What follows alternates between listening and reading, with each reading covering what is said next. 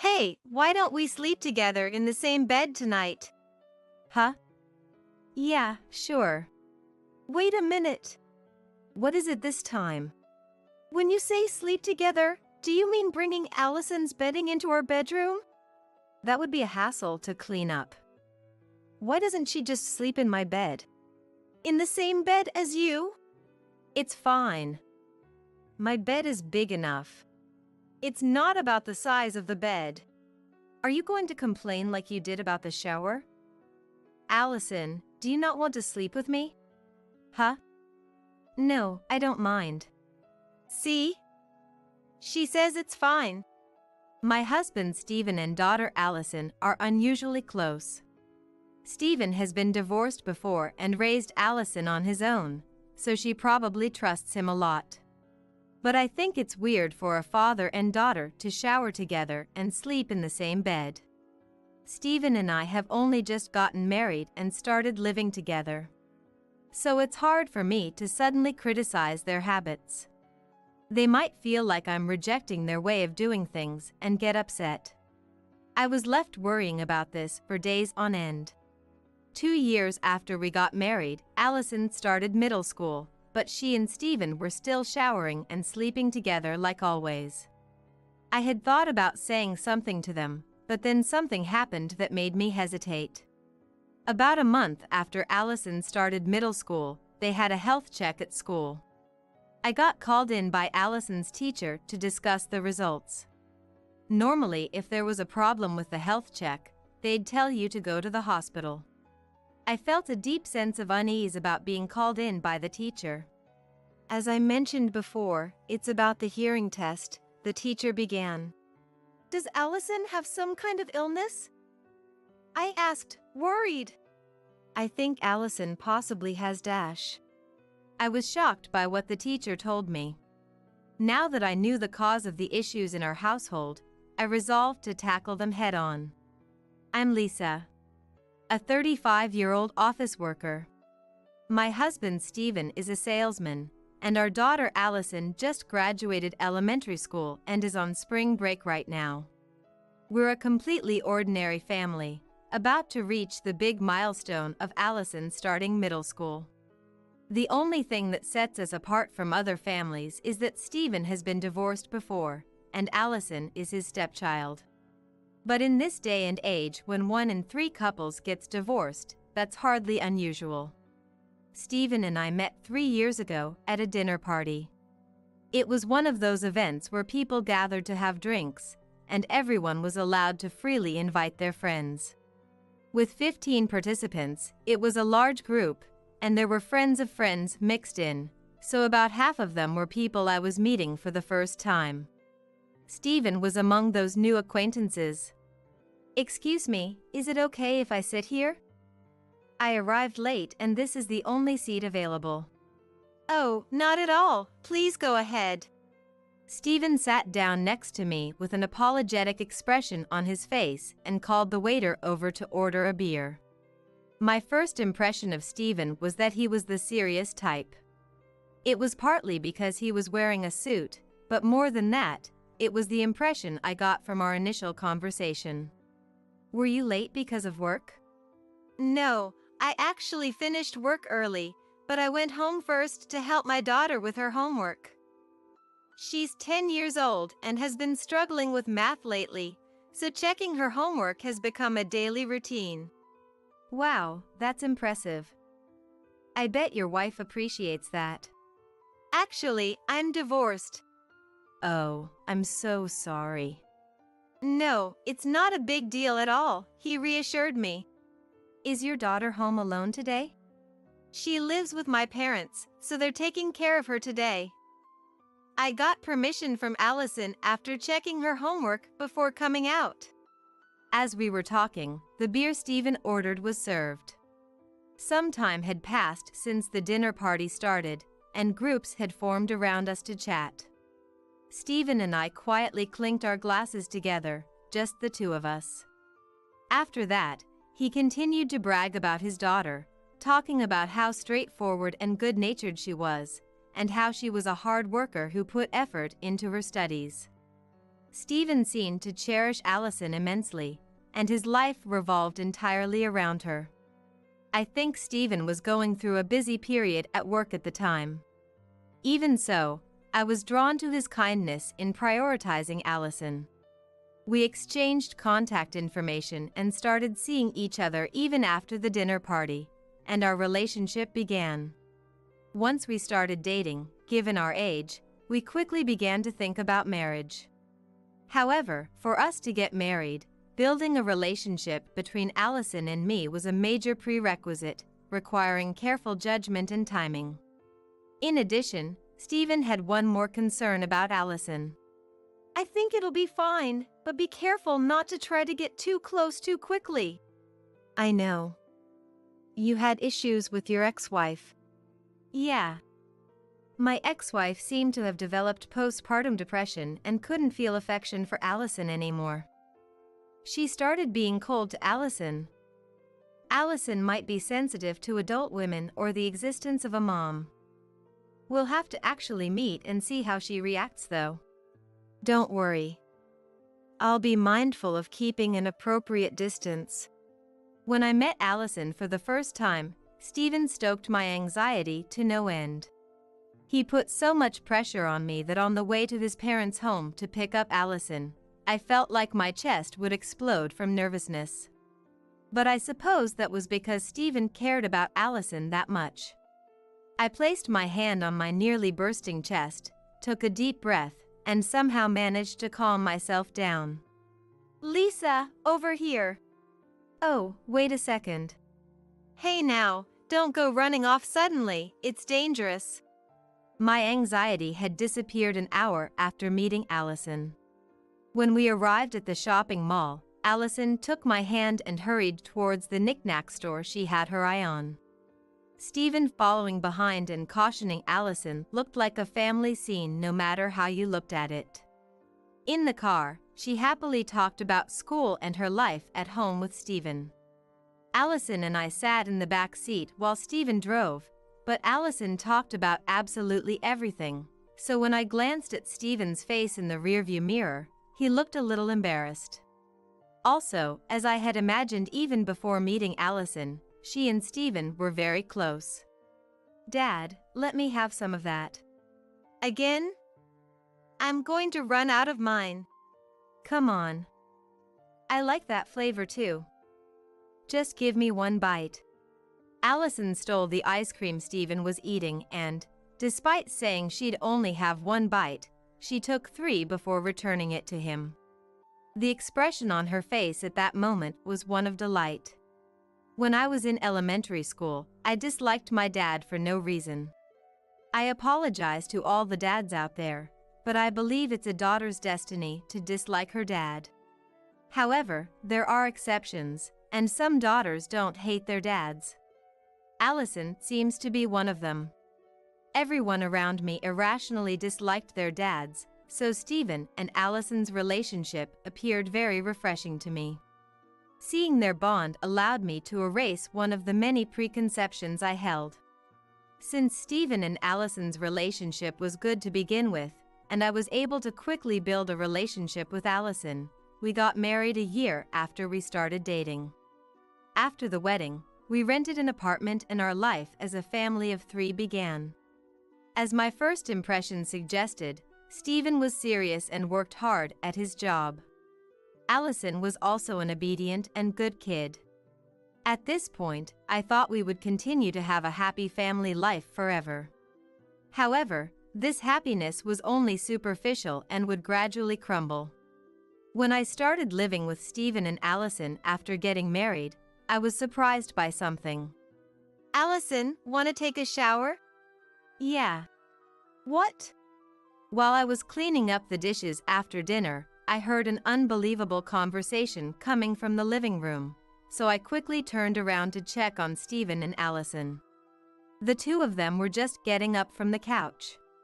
It seems I didn't mishear. They were about to go take a shower together. Wait. When you say you're going to take a shower, you mean together? Yeah, we always do on holidays or when I get home from work early, right? Huh? Yeah, that's right. Allison is 11 years old, you know? Just look at Allison. She's still in elementary school. And she's the one saying she wants to go in together. Is there a problem? Well, you are parent and child, and she's only 11, and she doesn't seem to mind. See, there's no problem, right? Let's go, Allison. I couldn't say with confidence that it was wrong for Stephen and Allison to shower together. The two of them seemed to get along very well, and it appeared they had always done this. Was it my place to put a stop to it when I had just started living with them?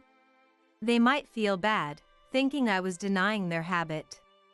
Plus, I knew some kids who continued bathing with their parents even as they got older. Still conflicted, I went back to cleaning up. When the two came out of the shower, they sat together on the couch and happily started watching TV. They really do get along well.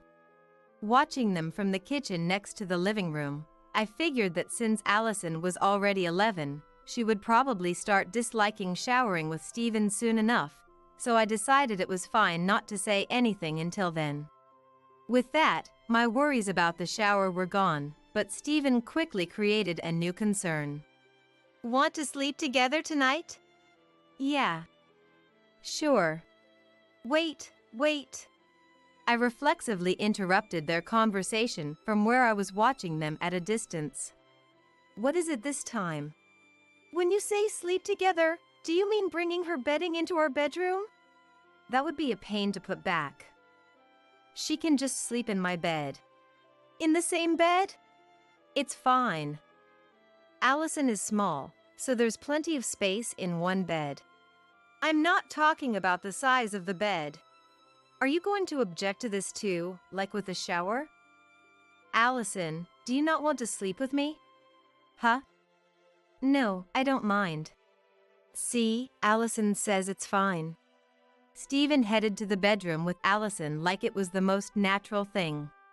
When I went to the bedroom a bit later, the two of them were sleeping in the same bed.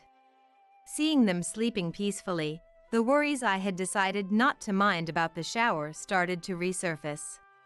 I knew Stephen and Allison were very close since before I married him. Stephen cherishes Allison, and Allison probably relies on Stephen since she hasn't had a mom until now. But I never imagined they were close enough to shower and sleep together. I got into bed alone, torn about whether I should resolve this issue, and it took me longer than usual to fall asleep. The next day, I decided I should first confirm whether Allison really didn't mind showering and sleeping with Stephen. Allison, were you happy showering with Dad yesterday? Huh? Yeah. You always go in together on Dad's days off and when he gets home early, right? He said he'll be late today, so you can't go in together. Are you disappointed? I don't know.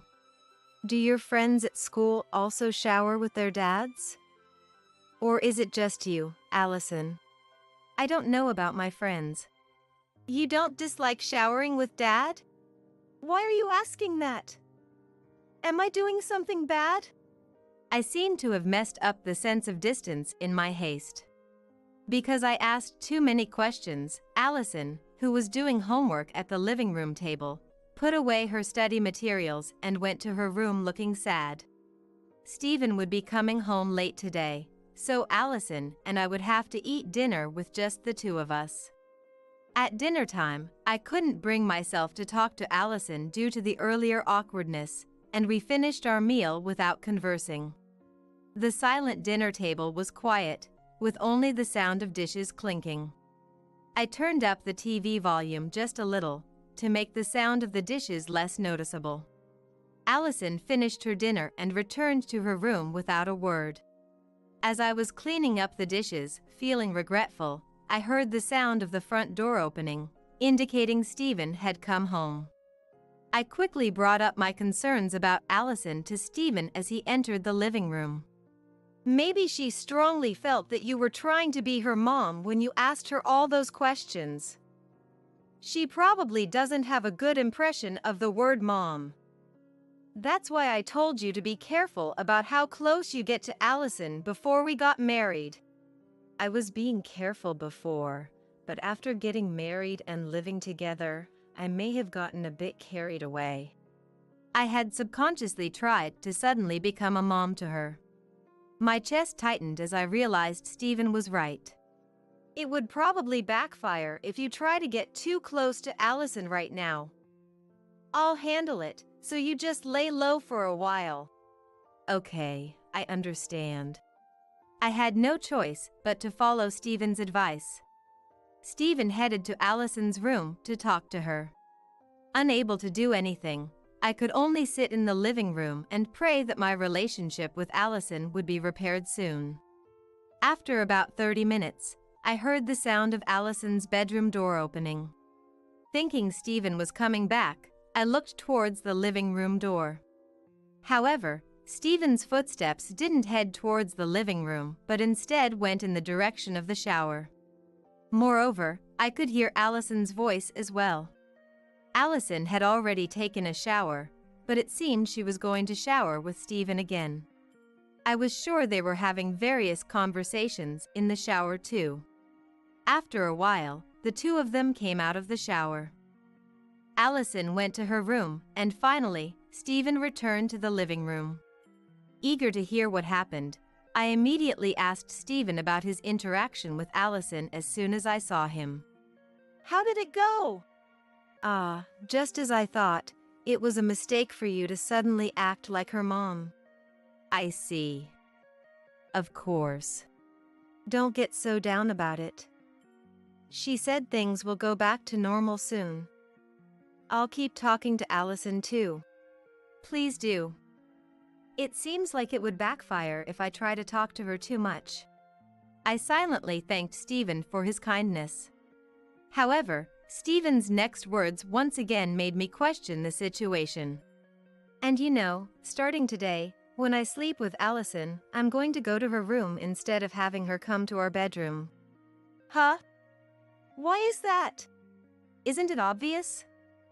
You think Allison wants to sleep in the same room as you when she's trying to distance herself from you?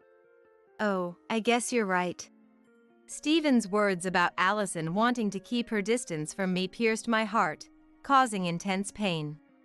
Stephen and Allison sleeping together, just the two of them.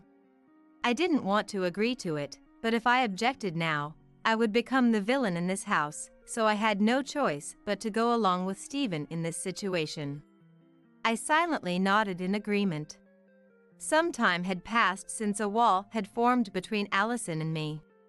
Mom, listen. When you open this tube, it makes a big, pleasant sound. Can you show me what's inside, and not the tube itself? Allison had graduated from elementary school. The Allison who was an elementary school student until this morning was no longer one when she returned home. When the break ends, she will be a middle school student. Thanks to Stephen talking things through with Allison, my relationship with her had been repaired, and the problem was resolved. I was truly grateful to Stephen. However, my concerns remained the same even now. We're going to shower together today, right? Huh? Yeah. Wait a minute, Allison is about to be a middle school student, you know? It's about time you two stop showering and sleeping together. That's not true, right? You'll keep showering with me a bit longer, won't you? Stephen looked at Allison's face for confirmation, and she quietly nodded. After confirming Allison's agreement, Stephen turned to me with a proud expression on his face. See? She says it's fine, so it's okay, right? But you know how close Allison and I are, don't you? We're not like most parents and children out there. Stephen happily made plans to shower with Allison that evening, smiling gleefully. At this rate, he probably wouldn't stop sleeping in Allison's room with her either. Now that Allison was becoming a middle school student, I really didn't want her and Stephen to keep showering or sleeping together. However, according to Stephen, in order to repair my relationship with Allison, It was crucial for him to shower and sleep with her, closing the emotional distance between them as parent and child while talking things out. He also said he wanted to continue doing so as much as possible to understand Allison's feelings going forward. When he put it that way, I had no choice but to back down, as I couldn't say anything after he had helped mend my relationship with Allison.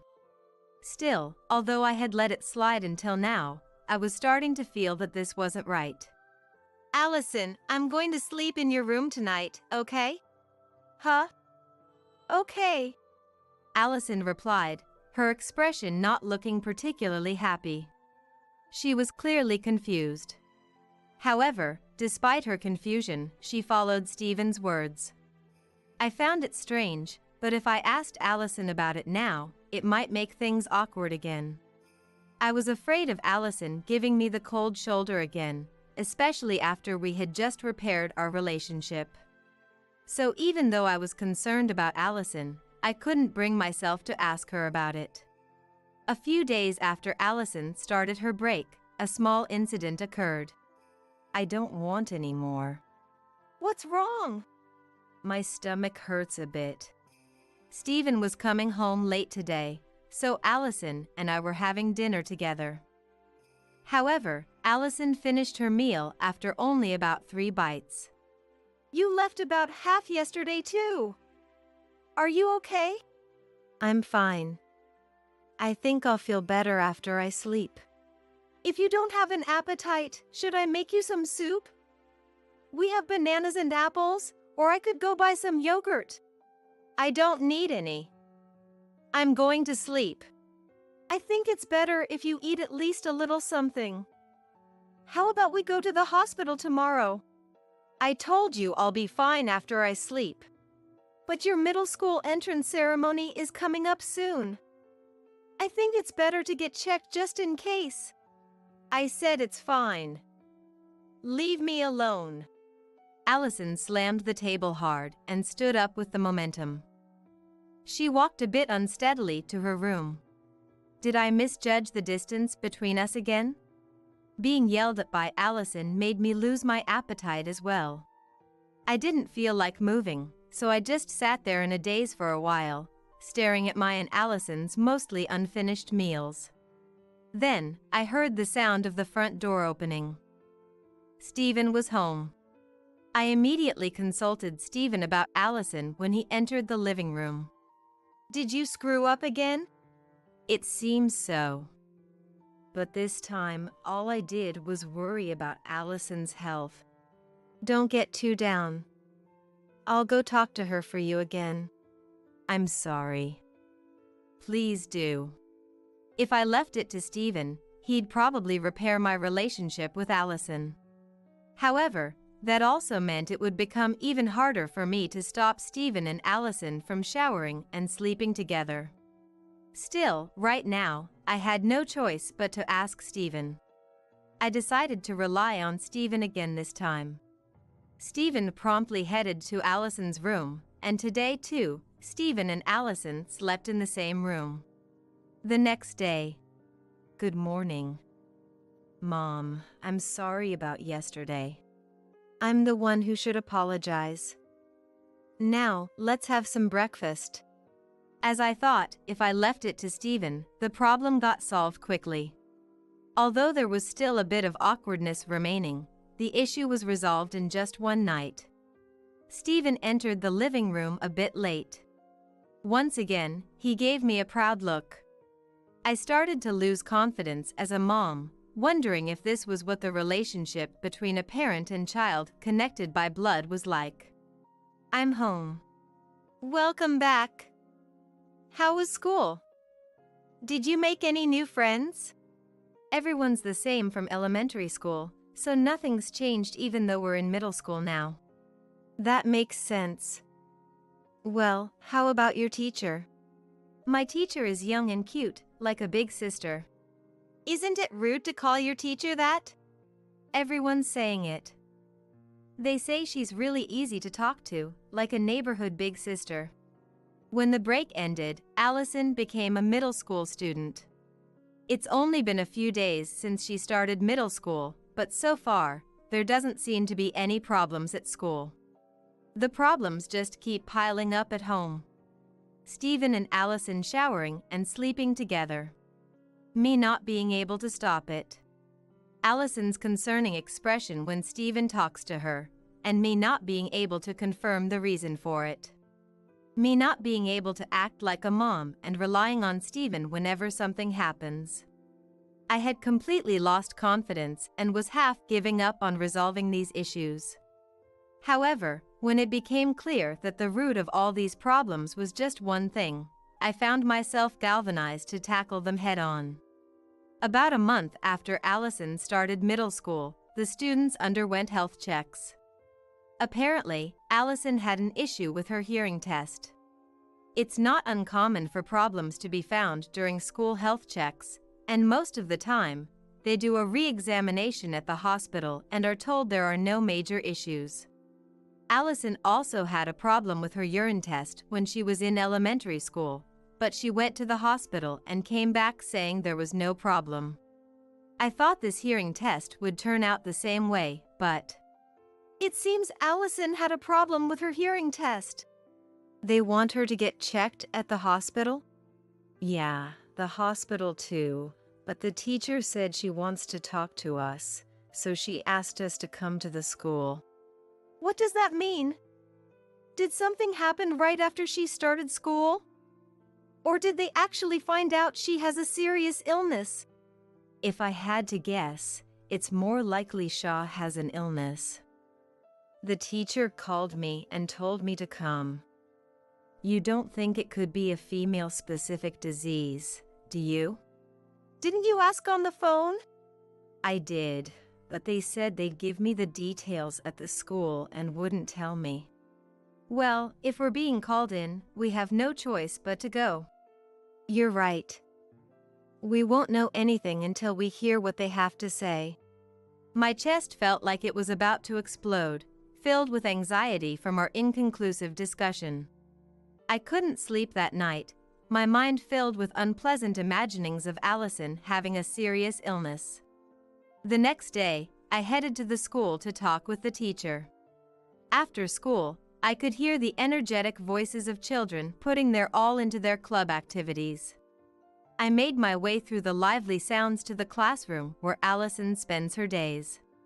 When I entered the classroom, the teacher was sitting alone in a chair.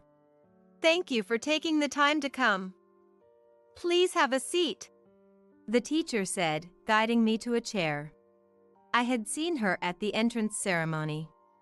But looking at her up close, I could see that Allison was right, she was young and cute. She was probably in her late 20s, or maybe even mid-20s. I could see why the students were fond of her and called her a neighborhood big sister. However, as we began to talk, her gaze shifted from that of a young woman to a teacher. As I mentioned in my message, it's about the hearing test. Does Allison have some kind of serious illness? I think Allison possibly has Dash. I was shocked by what the teacher told me. Now that I knew the cause of the various problems we'd been dealing with at home, I was determined to solve them in one fell swoop. That night, Allison and I waited together for Stephen to come home from work. I'm sure Allison is scared to talk to Stephen, but I hope she can endure it just this once. As I waited, watching Allison struggle with her fear, I heard the sound of the front door opening. Stephen was home.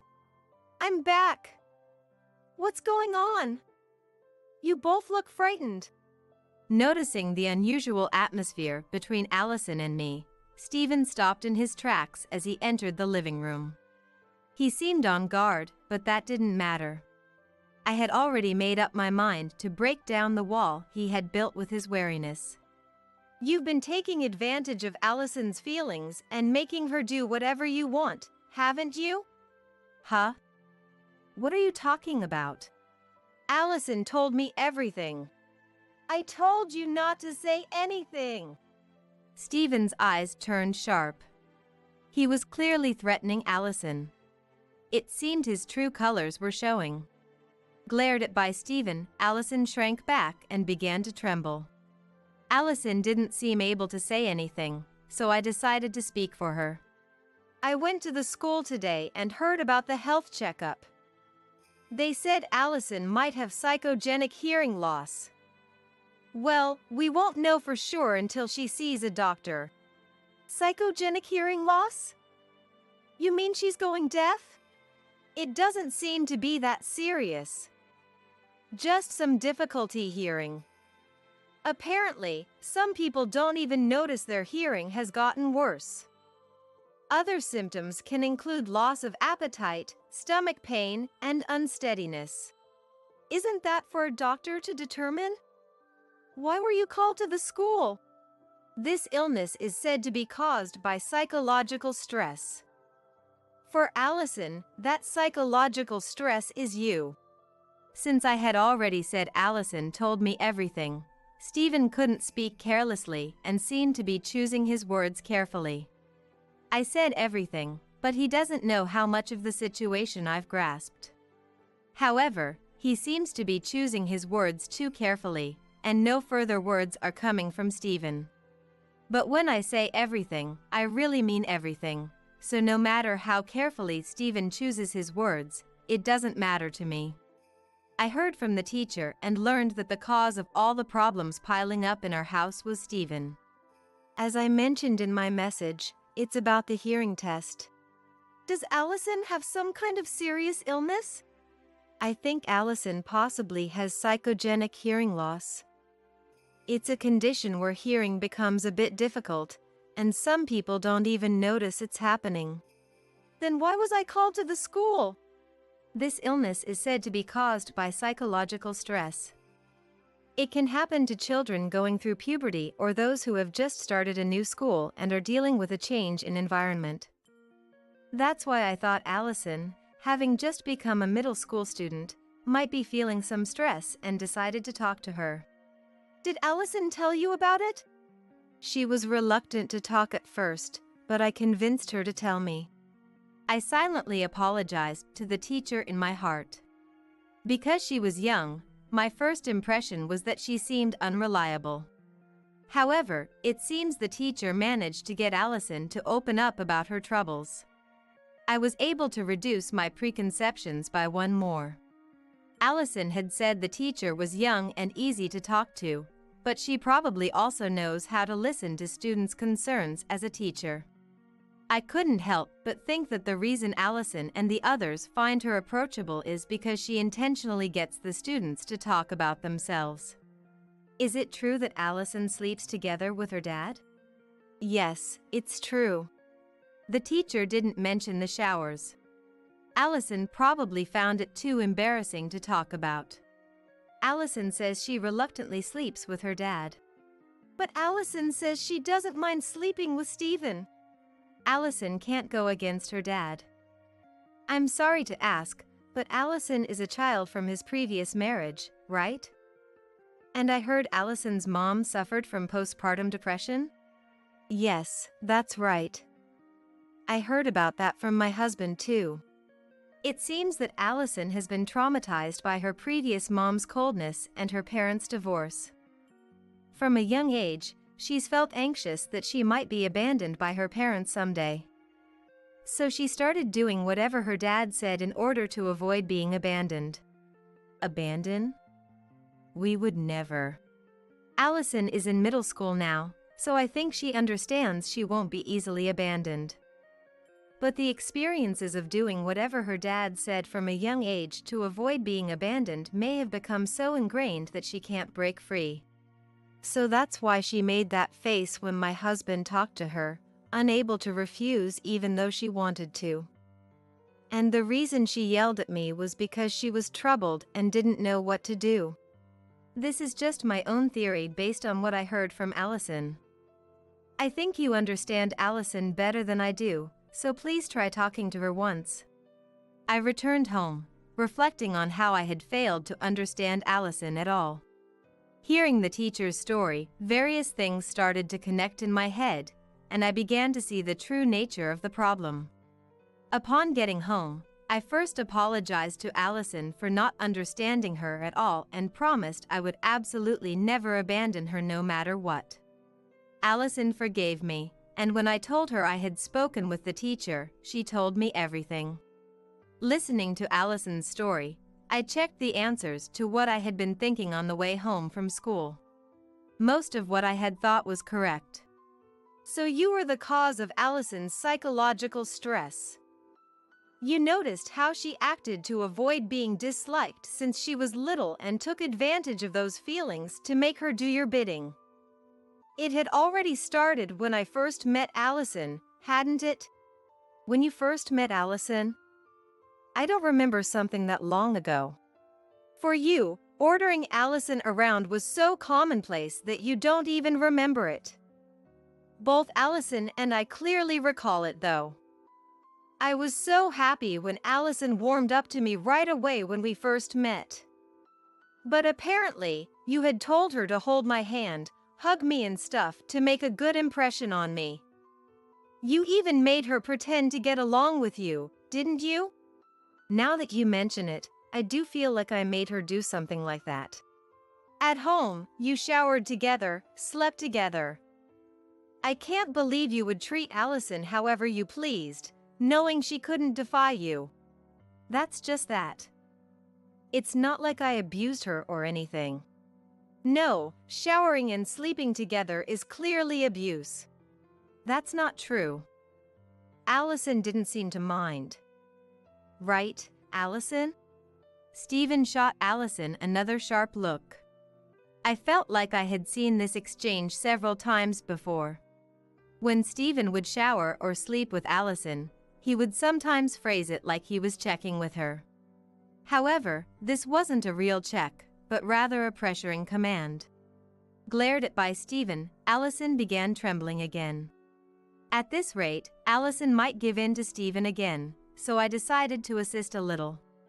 I lightly tapped Allison's shoulder, encouraging her to look at my face.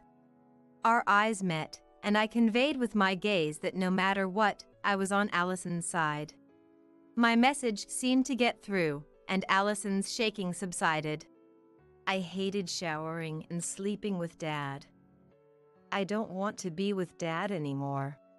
You say things like that? To Stephen, Allison had been the ultimate yes man since she was little. He seemed surprised that Allison had said no for the first time. Stephen, who thought she would easily give in again if pressured, looked perplexed. However, Stephen's perplexed expression lasted only a moment before his villainous face returned. I see. My bad. So? Should I stop giving orders to Allison then? You think that would solve anything? I'm divorcing you. And I'm taking custody of Allison. What? Divorce? Of course. You think I could entrust precious Allison to an abuser like you? You say abuse, but I just learned for the first time that Allison hated it. If she had told me from the start, I would have stopped right away. Isn't it partly Allison's fault for not clearly saying no? Stephen laughed, claiming his actions weren't abuse. However, such excuses were unacceptable. Surely someone had warned me he might try to make excuses like this, so I was already prepared. You know, sexual abuse of a child can be established even without sexual violence. What? When I haven't abused her? Don't be ridiculous. What you did falls under custodial indecency. When a custodian takes advantage of their influence to perform sexual acts on a child, it's a crime even with consent. That makes sense, doesn't it? A child is still mentally immature, and depending on the situation and environment, they can't always freely make decisions. This time, you exploited your position as Allison's dad and her desire to not be disliked by you to coerce her into showering and sleeping with you.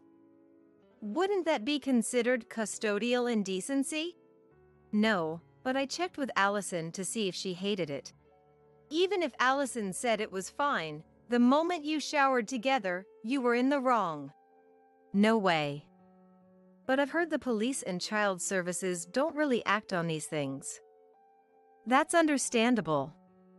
It'd be a huge hassle if they responded to every report. It'd be pointless even if you reported it. Wouldn't it be more realistic for us to discuss and resolve this ourselves?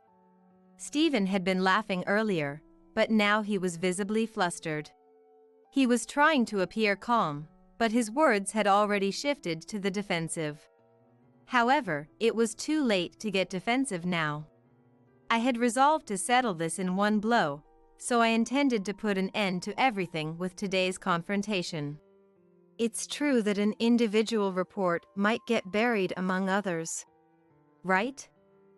So discussing it would be better for both of us and lead to a smoother resolution. Too bad, but the teacher has agreed to cooperate. The school will contact child services.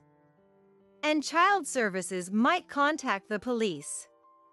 With the school and child services involved, the chances of the police taking action might increase a bit. Well, it'd be a problem if the police got involved. Then will you agree to the divorce? If so, I won't say anything to child services or the police. How about that? Fine. Worried Stephen might change his mind, I immediately obtained and printed the divorce papers online and had him sign them. After filling out the divorce papers, I didn't want him around Allison anymore, so I kicked him out of the house. With this, Allison would no longer have to shower or sleep with Stephen. Later, Stephen and I divorced, and I got custody of Allison. Normally, I think it would have been difficult for me to get custody of Allison given the circumstances. However, since it was determined that Stephen forcing Allison to shower and sleep with him constituted abuse, he was arrested, allowing me to take her. I heard Stephen complain to me, saying, "This wasn't our deal." But I hadn't broken my promise with Stephen.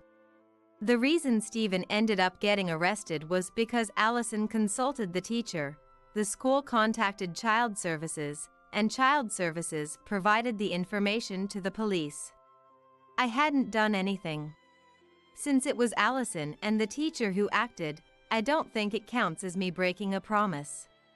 However, while Stephen was arrested, he wasn't indicted. At first I was disappointed, but having an arrest record was significant. And the nature of the arrest was sexual abuse of his own child. There was no way he could avoid harsh judgment from society with that kind of label. Stephen's massive loss of credibility made it impossible for him to keep working. So while he wasn't fired, he quickly quit the company himself. Also, given the reason for the divorce, all his relatives cut ties with him. As a result, Stephen was isolated with no one to rely on. After quitting his job, Stephen moved far away, seeking an environment where no one knew him. I don't know what kind of work he's doing, but it seems he is employed. He has to pay child support, so I hope he keeps working hard. I continue to live with Allison. Allison seems brighter than before. Her smiles until now were probably just for show, to avoid being disliked by Stephen and me. I think I had many shortcomings through all of this. So to ensure Allison never has to force a smile again, I'm determined to become a much more reliable mom. The in-laws, who leave all the travel planning to me. Yet, I'm not included in those trips. Words spoken to me by my husband Gail upon his return from an overseas trip were, "Have a nice meal ready when I get back." That was it.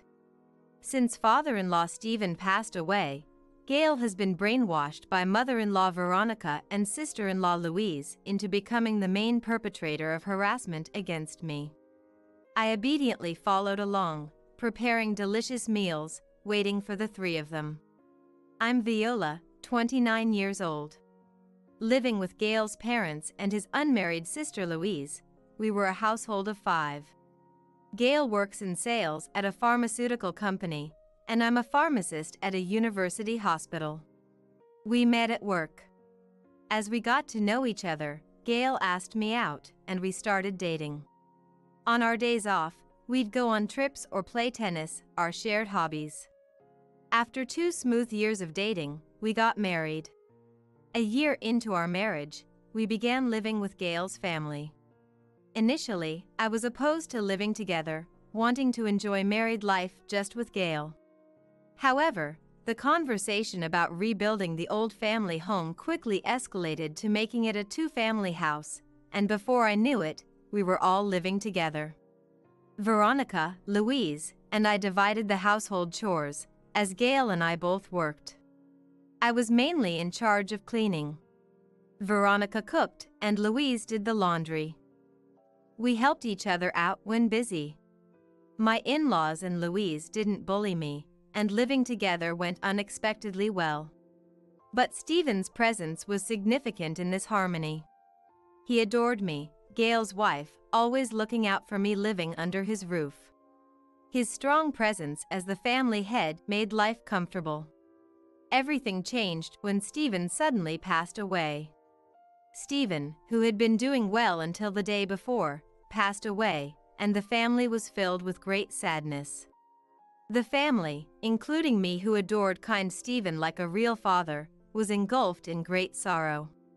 Losing the head of the house so suddenly, the family's balance crumbled. I thought this was a time for the family to support each other.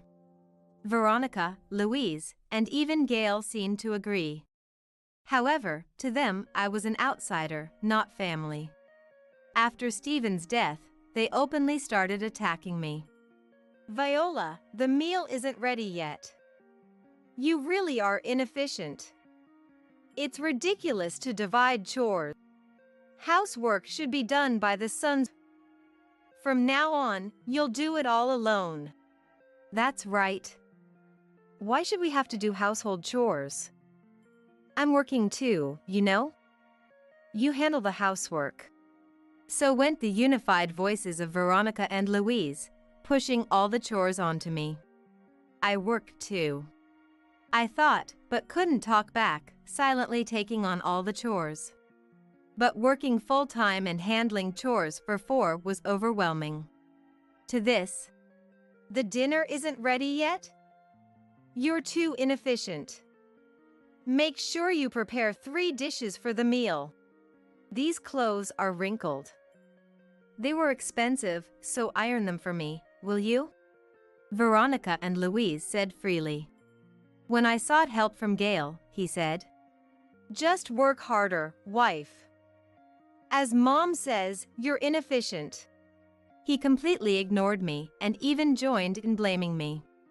All chores were dumped on me, and instead of thanks, I received constant criticism and sarcasm. I was treated like a slave by all 3.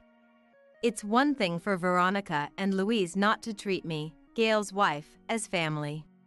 But what hurt most was Gail, who chose me as his wife, treating me like an outsider too.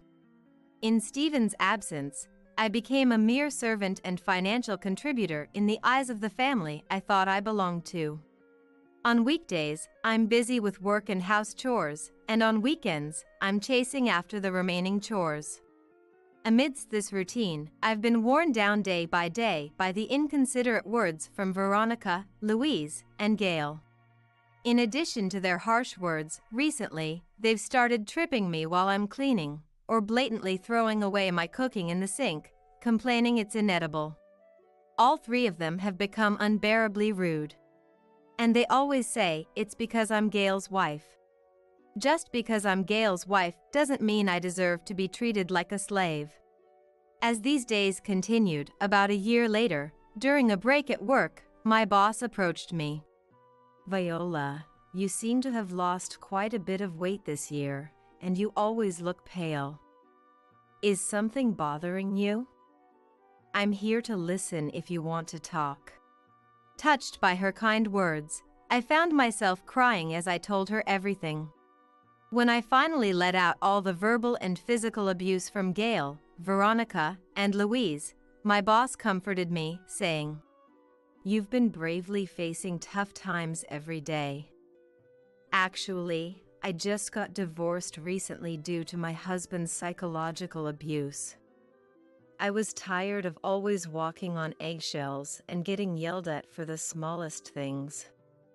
The situation you're in is not right. If you want, I can refer you to a good lawyer. Hearing that my admirable and respected boss had gone through something similar was shocking. Her words inspired me to stand up for myself, to sever ties with such people. But simply divorcing Gail and distancing myself from them wasn't enough. I decided to carefully plan my revenge, to make them regret their actions a bit before leaving. However, I couldn't let my actions become a liability in the divorce. I decided to consult the lawyer recommended by my boss, ensuring I had the upper hand in the divorce. Following the lawyer's advice, I began documenting every instance of their verbal and physical abuse. Knowing that these records would be advantageous evidence when I finally left this family made their harassment less damaging. Apparently frustrated by my resilience, their behavior escalated day by day, and I started experiencing more direct violence, like getting hit or pinched for trivial reasons. When I had gathered enough evidence, "We're going on a family trip," suddenly Gail announced. Of course, by family, he meant everyone but me. Back when Stephen was alive, we used to go on trips once or twice a year as a family of 5. But after his death, it became a routine for the 3 of them to travel without me. "Prepare the hotel for our overseas trip," Gail demanded. For some reason, I, who wasn't going, had to arrange their accommodation. When I first heard this, "Why should I do that when I'm not even going?" I protested. Enraged. "Can't you do even that for your family? I can leave you anytime, you know. Just prepare it without complaining," he threatened. After that, I reluctantly arranged their trips just to avoid getting yelled at. Despite my anger at Gail's arrogance, I saw this as an opportunity. "Okay, I'll prepare the hotel," and calmly replied, "I'm going to end everything on this day." That's what I thought as I started preparing for the final stage of the plan. First, to let the 3 of them go on the trip smoothly without suspicion, I arranged a stay at a luxury hotel overseas. When I told them I booked a well-known luxury hotel, Gail said, "You're surprisingly competent for once." in a great mood, "It's times like these that you need to work hard. Make sure you don't slack off with the housework while we're gone," Veronica added. Their arrogant attitude didn't bother me much anymore, as I was progressing with my revenge plan. On the day the 3 of them left for the trip, I saw them off and immediately started my preparations. 2 nights and 3 days would be enough to finish everything. Then, on the morning of the 3rd day, I was woken up by a call from Gail. "Coming back today, make sure you prepare dinner. Let's see, steak and pizza sound good. Order something delicious. You can just have French fries," he ordered arrogantly. Over the phone, Louise also said, "We've been eating fancy meals at luxury hotels every day, so I'll brag about it when we get back. But before I brag, I want to take a shower, so make sure the shower room is clean." As usual, acting superior. To proceed with the plan without issues, I replied, "Understood," and hung up the phone. "Remember this," I muttered to myself and decided to check my luggage, which I had almost finished packing yesterday. Then, in the morning, the moving company arrived and started taking out my belongings. Yes, I was leaving this house with my things before the 3 of them returned from their trip. I planned to take everything I bought or brought with me. As I was packing my things, I remembered that most of the furniture and appliances were bought with the money my parents gave us as a housewarming gift. I had all the packed items moved to an apartment I rented near my parents' home. My parents' house is about an hour and a half drive away from this house. After deciding on divorce, I gathered the courage to tell my parents everything. Then, my parents said in unison, "We can't forgive what our dear daughter has been through," and were furious, saying, "This is your home, so come back anytime." They gave me those warm words. However, my parents live in a condominium, and my sister has also returned home to receive support during her pregnancy. I had more belongings to take than I expected, and since I could afford to live alone in an apartment with my income, I decided to rent an apartment near my parents' home. After moving all my belongings, the house felt spacious. It made me realize how much furniture and appliances I had been forced to buy, despite it originally being my in-laws' house. Since I'm divorcing and becoming a stranger to those three, there's no reason to leave my things for them. With a clear heart, I began the other preparations. After arranging a colorful meal on the table, I sent a photo to Gail, saying, "Dinner is ready." He replied quickly. Gail quickly responded, "Well, that's passable. The meat looks juicy and delicious. The pizza, what, from a chain store? Well, I'll let it slide this time, especially since you prioritized my favorite steak." That was his message.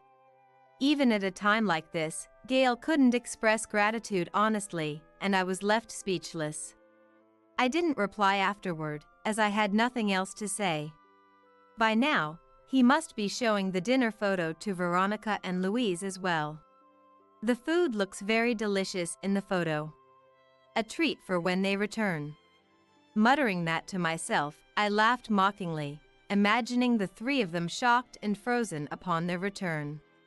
Satisfied with my handiwork, I left the house with light steps, heading to my new apartment.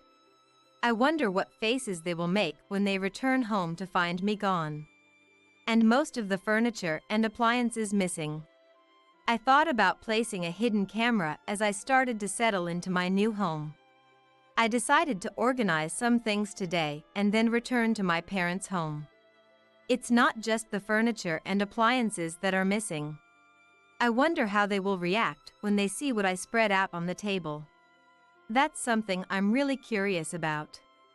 I can easily imagine them turning red with anger. It's a pity I can't see it directly.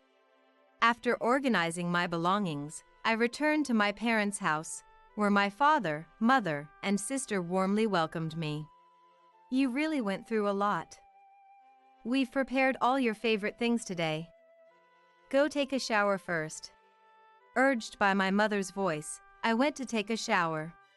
After taking a shower and checking my mobile phone, I saw dozens of missed calls from Gail and messages from Veronica and Louise. While looking at my phone, another call came in. Of course, it was Gail. When I answered the phone, "Hey, you! Finally answered the phone! What the hell did you do? What do you mean you didn't pay? I didn't know it was cash on delivery. Where are you now? When we got back from the trip, your stuff was gone, and so were the furniture and appliances. What's this on the table? On closer look, they're just samples. You can't eat samples, are you joking?" he yelled. Anticipating Gail's yelling, I held the phone away from my ear. "Did you like my present? Why should I pay for your trip? I'm not your bank," and replied with a sneer. And then, "Where am I? I'm back at my parents' home, where I belong," I said, interrupting me. "You should prioritize us since you married our son. You think you can just go back to your parents' house and get away with it? You took the appliances and furniture like a thief. Bring them back. And deal with this trash on the table," Veronica yelled. "I'm becoming a stranger to you, so there's no reason for me to leave my things in a stranger's house. I certainly won't be preparing meals for you." From now on, the three of you should live as a family and support each other. Any further communication should be through my lawyer. I won't respond to direct contact. By the way, I'll leave you the samples as a keepsake," I said, laughing while they were still yelling. I ignored the voices of Gail and the others and hung up. Calls and messages continued, but I didn't respond to any. The sample dishes I left on the table instead of real food were made at the food sample factory where my sister works. She's the manager there, so she handled it cleverly. They looked so real in the photos. I knew Veronica and Louise could cook, so it wouldn't be a big deal to them, but remembering their fury over the phone, I felt my little revenge was a great success. More importantly, the damage from the missing TV, washing machine, dresser, vacuum cleaner, and the unpaid hotel bill must be more significant. Most of the household expenses were covered by my salary. Louise contributed only a small allowance. And Gail spent his salary on his hobbies and clothes. Without much savings, buying new furniture and appliances will hurt them. But that's none of my concern now that I'm a stranger to them. The evidence I gathered after consulting my lawyer was perfect. With so much evidence, the lawyer was confident the divorce would be in my favor. I'll leave it to the lawyer to get as much compensation as possible. I might not get much, but being away from those three is the best outcome for me. Negotiations started with the lawyer in between, but Gail was unwilling to accept the divorce. Veronica and Louise, despite the evidence, refused to admit to their abusive behavior, calling it disciplining a son's wife. The discussion was going nowhere, and I was getting frustrated, but the lawyer told the three, "If this doesn't progress and goes to court, it'll become a social credibility issue." Then they reluctantly agreed to talk. They probably underestimated me, thinking I wouldn't seek help from anyone. Even though they knew their abusive behavior would be problematic, they didn't stop. The lack of Stephen's presence made their true colors more evident. Despite the divorce, Gail started showing up at my workplace and parents' house, asking to reconcile. "Viola, I'm truly sorry for everything. I took you for granted while you worked hard at your job and at home. From now on, I will support you, so let's cancel the divorce and stay together." He said this in front of my workplace, holding a bouquet of flowers, probably just to avoid paying compensation. "I've already asked you to avoid direct contact, right? If you come again, I'll call the police." As soon as Gail followed me, I went straight to the police station to discuss his stalking and decided to get a restraining order against him. However, undeterred, Gail, Veronica, and Louise somehow found out where my new apartment was and showed up. One day, while relaxing and watching TV, the doorbell suddenly rang. Looking through the peephole, I saw the three of them. I tried to ignore them at first, but they kept ringing the doorbell, causing a disturbance to the other residents, so I reluctantly answered. "Yes," I said. "Viola, have you reconsidered after last time? We really should stay together." And then Gail started talking cheerfully. Following that, "Viola, we were wrong. We misunderstood that as Gail's wife, you were supposed to work for the family. Let's try to have a good relationship and live well together this time," Veronica added, conveniently arranging her words. "I don't know how you found this place, but I told you to stop direct contact, didn't I? No matter what you say, we are strangers now, and I have no intention of becoming family again," I replied. Gail's face twisted unhappily. "Don't get so full of yourself just because we've changed our attitude a bit. Come out already." He raised his voice. It's true that people's fundamental nature doesn't change. As I was thinking this, two men approached them from behind. "We're the feel-good police. You're not allowed to approach someone when there's a restraining order. Please come with us to the station, they said to Gail. I had contacted the police as soon as the doorbell rang. You called the police? What are you doing? Explain to them and send them away, he yelled, but I decided to leave it to the police and turned off the doorbell. Later, Gail, Veronica, and Louise were taken to the police station for questioning and a stern warning. It seems that Veronica, being a housewife with only a small pension, and the salaries of Gail and Louise, were not enough to keep up with the loan and compensation payments, and they ended up selling the house. Now, they are living in a small apartment. As for me, I'm living alone while frequently visiting my parents' home. I'm currently enthralled by my newly born niece. I plan to continue cherishing my family. Call an ambulance, quick. How can you be so oblivious?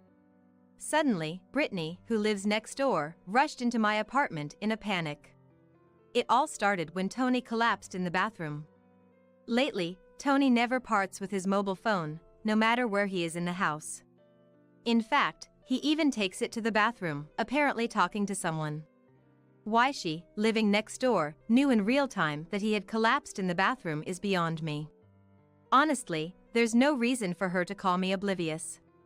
I already know why she is connected to him, and how she knew immediately about his collapse in the bathroom. They might think it's a secret, but there have been many suspicious moments in the past. It's funny they don't realize that they're the only ones who don't notice.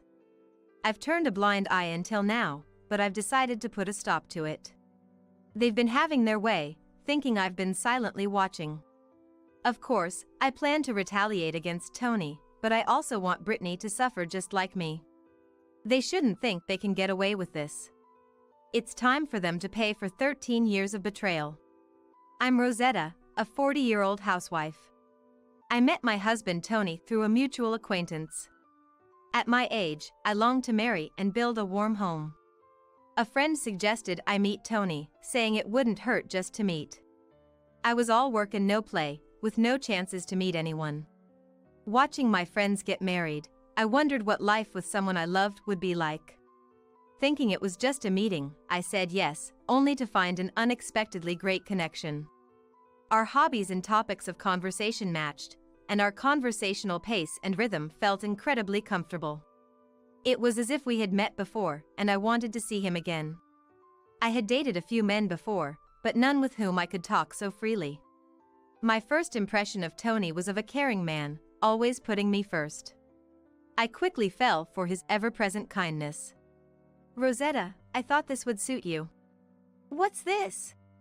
It's not my birthday or our anniversary. Can I open it? Please do. Inside the box he handed me was a beautiful lemon yellow dress. It's lovely. I've never worn a dress like this. I wonder if it suits me.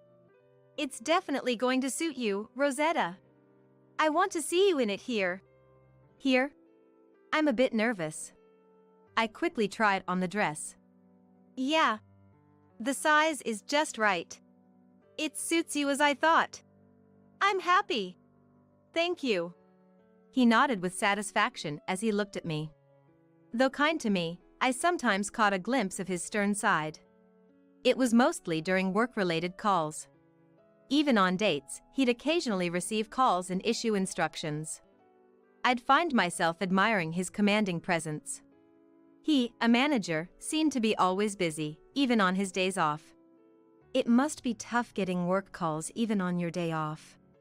Well, it's not too bad. But it can be tough dealing with incompetent subordinates. Oh, we should head out. Our restaurant reservation is coming up. Laughing, we hand in hand, hurried to the restaurant we had reserved. I wanted to marry a wonderful woman like you. Will you marry me? If it's with you, I'd be happy to. Please take care of me from now on. I felt happy to be able to marry him. But this happiness, I soon realized, was fleeting. I intended to continue working as a nurse even after getting married. But things seemed to be heading in a bad direction. About the housework. I plan to continue working, even though we're married. Is it okay to ask you to help when I have night shifts? His expression then turned grim. You intend to continue working? Yes, is that a problem? It's a bit, not right for a woman to keep working after marriage. Nowadays, it's not uncommon for couples to be dual income. In reality, there are more households around me where both partners are working hard as dual income couples than those with just a housewife. Even after hearing my reasoning, he insisted I should quit working after marriage, so I asked him why. I thought there must be some reason from his perspective. Believing it's important for spouses to understand and compromise with each other, I decided to ask. Ever since college days, I've been coming back to a dark room and turning on the light alone. Tony, you've lived alone for a long time since college, right? The moment the room lights up and I realize I'm alone, I just hate that feeling. His expression seemed to darken for a moment. So that's how you felt. I lived with my family for a long time, but I guess living alone can make you feel that way. That's why I want you, Rosetta, to quit your full-time job. Of course, I'll work in your place. There's even talk of me becoming a director soon. Really? A promotion at this time? That's amazing. Then, scratching the tip of his nose awkwardly, he replied. Whenever he feels shy about something, he fiddles with his nose and breathes heavily. He looked at me as if expecting more praise, so he must have been really happy. He always prioritized career advancement, working hard to be recognized at work, so this honor must mean a lot to him. It's not a big deal for someone like me.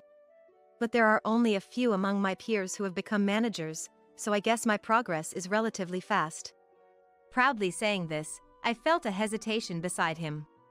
Sensing my indecision, he leaned in and said, You're not going to cling to your job when I, your husband, am asking you this humbly, right?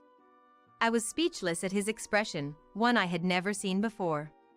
It was unbelievable, and instinctively, I felt I shouldn't meet his eyes anymore, a strange sensation.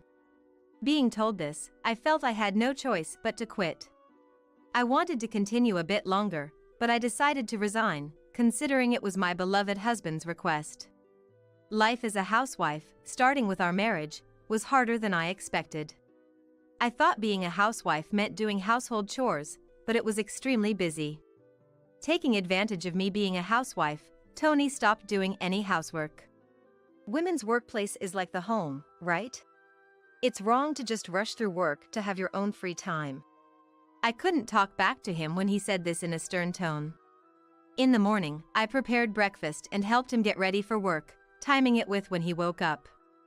Until he returned at night, I finished all chores like preparing dinner and cleaning the bathroom.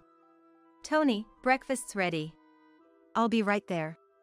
He sat down at the table, looking around leisurely and sighed deeply. You know I went out for a work-related drink last night, right? Yes, I thought so since you came back late.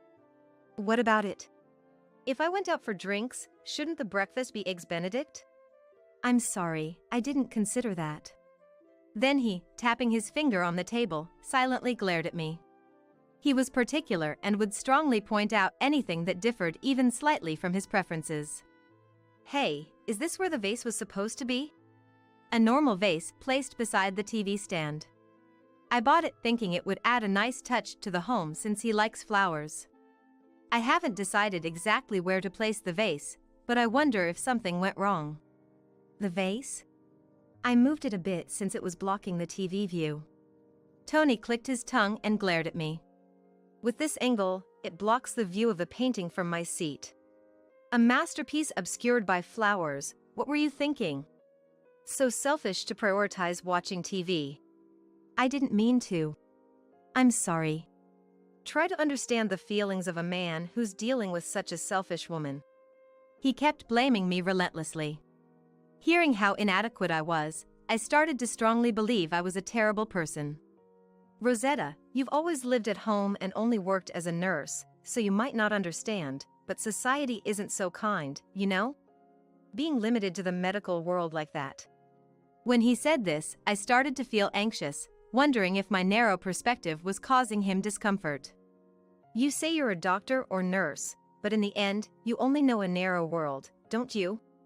Yes, I suppose. I've been working at the same company for 30 years since graduating from college, so I'm good at sensing these things. I'll teach you, so be sure to pay attention. Honestly, I felt that continuing as a nurse would have been far better. His relentless sarcasm often lasts for 2 to 3 hours. Showing any sign of displeasure means starting all over again with the lectures, so I'm not even allowed to look upset. I focused solely on giving answers that would satisfy him or nodding as if I were listening. While it's possible to ignore Tony's sarcasm, there's another issue that's been bothering me for a while. Brittany, our next-door neighbor. She seems to be a successful influencer, and her voice can be heard every night during her broadcasts. Despite living in a well-insulated condominium, the sound leaks through, indicating she must be playing at a very high volume. I've been troubled by this noise since moving in 13 years ago and have complained 2 or 3 times. Remembering those times still makes me angry. Since those complaints, it seems I've been marked as an enemy in her eyes. Every time we pass each other, she clicks her tongue at me. Although it's a regular occurrence, it's still unpleasant to experience every night.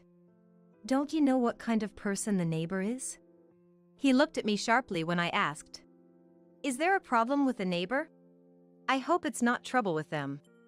No, it's not trouble, but the noise. I was wondering if there's something we could do about it. I don't think it's a big deal.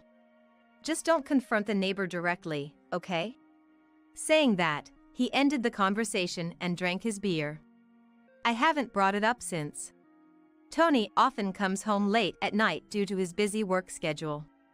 I try to wait up for him, but sometimes I fall asleep. One night, I thought I heard Tony's voice and tried to get up, thinking he was home, but I was too sleepy. I needed to get up quickly to avoid making him angry. However, when I got up, I couldn't see him anywhere. Huh? Didn't he come home? I could hear Tony's voice, but where was it coming from? Listening closely. It seemed to be coming from next door. It also sounded like he was talking to someone, but was he talking to Brittany? Why would his voice be coming from Brittany's apartment at 1 a.m.? Feeling uneasy, I decided to use some savings I had hidden away from my working days to hire a detective. I never thought I'd be the one to hire a detective. What the detective found was unexpected. However, I still felt it wasn't the right time to confront Tony with this evidence. As the year-end approached, I had a bad feeling. With the long holiday break around the corner and the unpredictability of what might happen on the last day of work before then, I felt a bit heavy. That year-end, Tony came home a bit early from his last day of work before the long holiday, seemingly in a good mood. He had been drinking and was more relaxed than usual.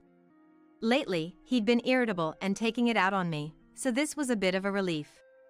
Welcome home, Tony. You're home early today. Yeah, it's the day before the break, so I had a few drinks with colleagues. I see. Must have been tiring. Looking at the fridge, he asked for more alcohol. Hey, I'm not done drinking. Get me something.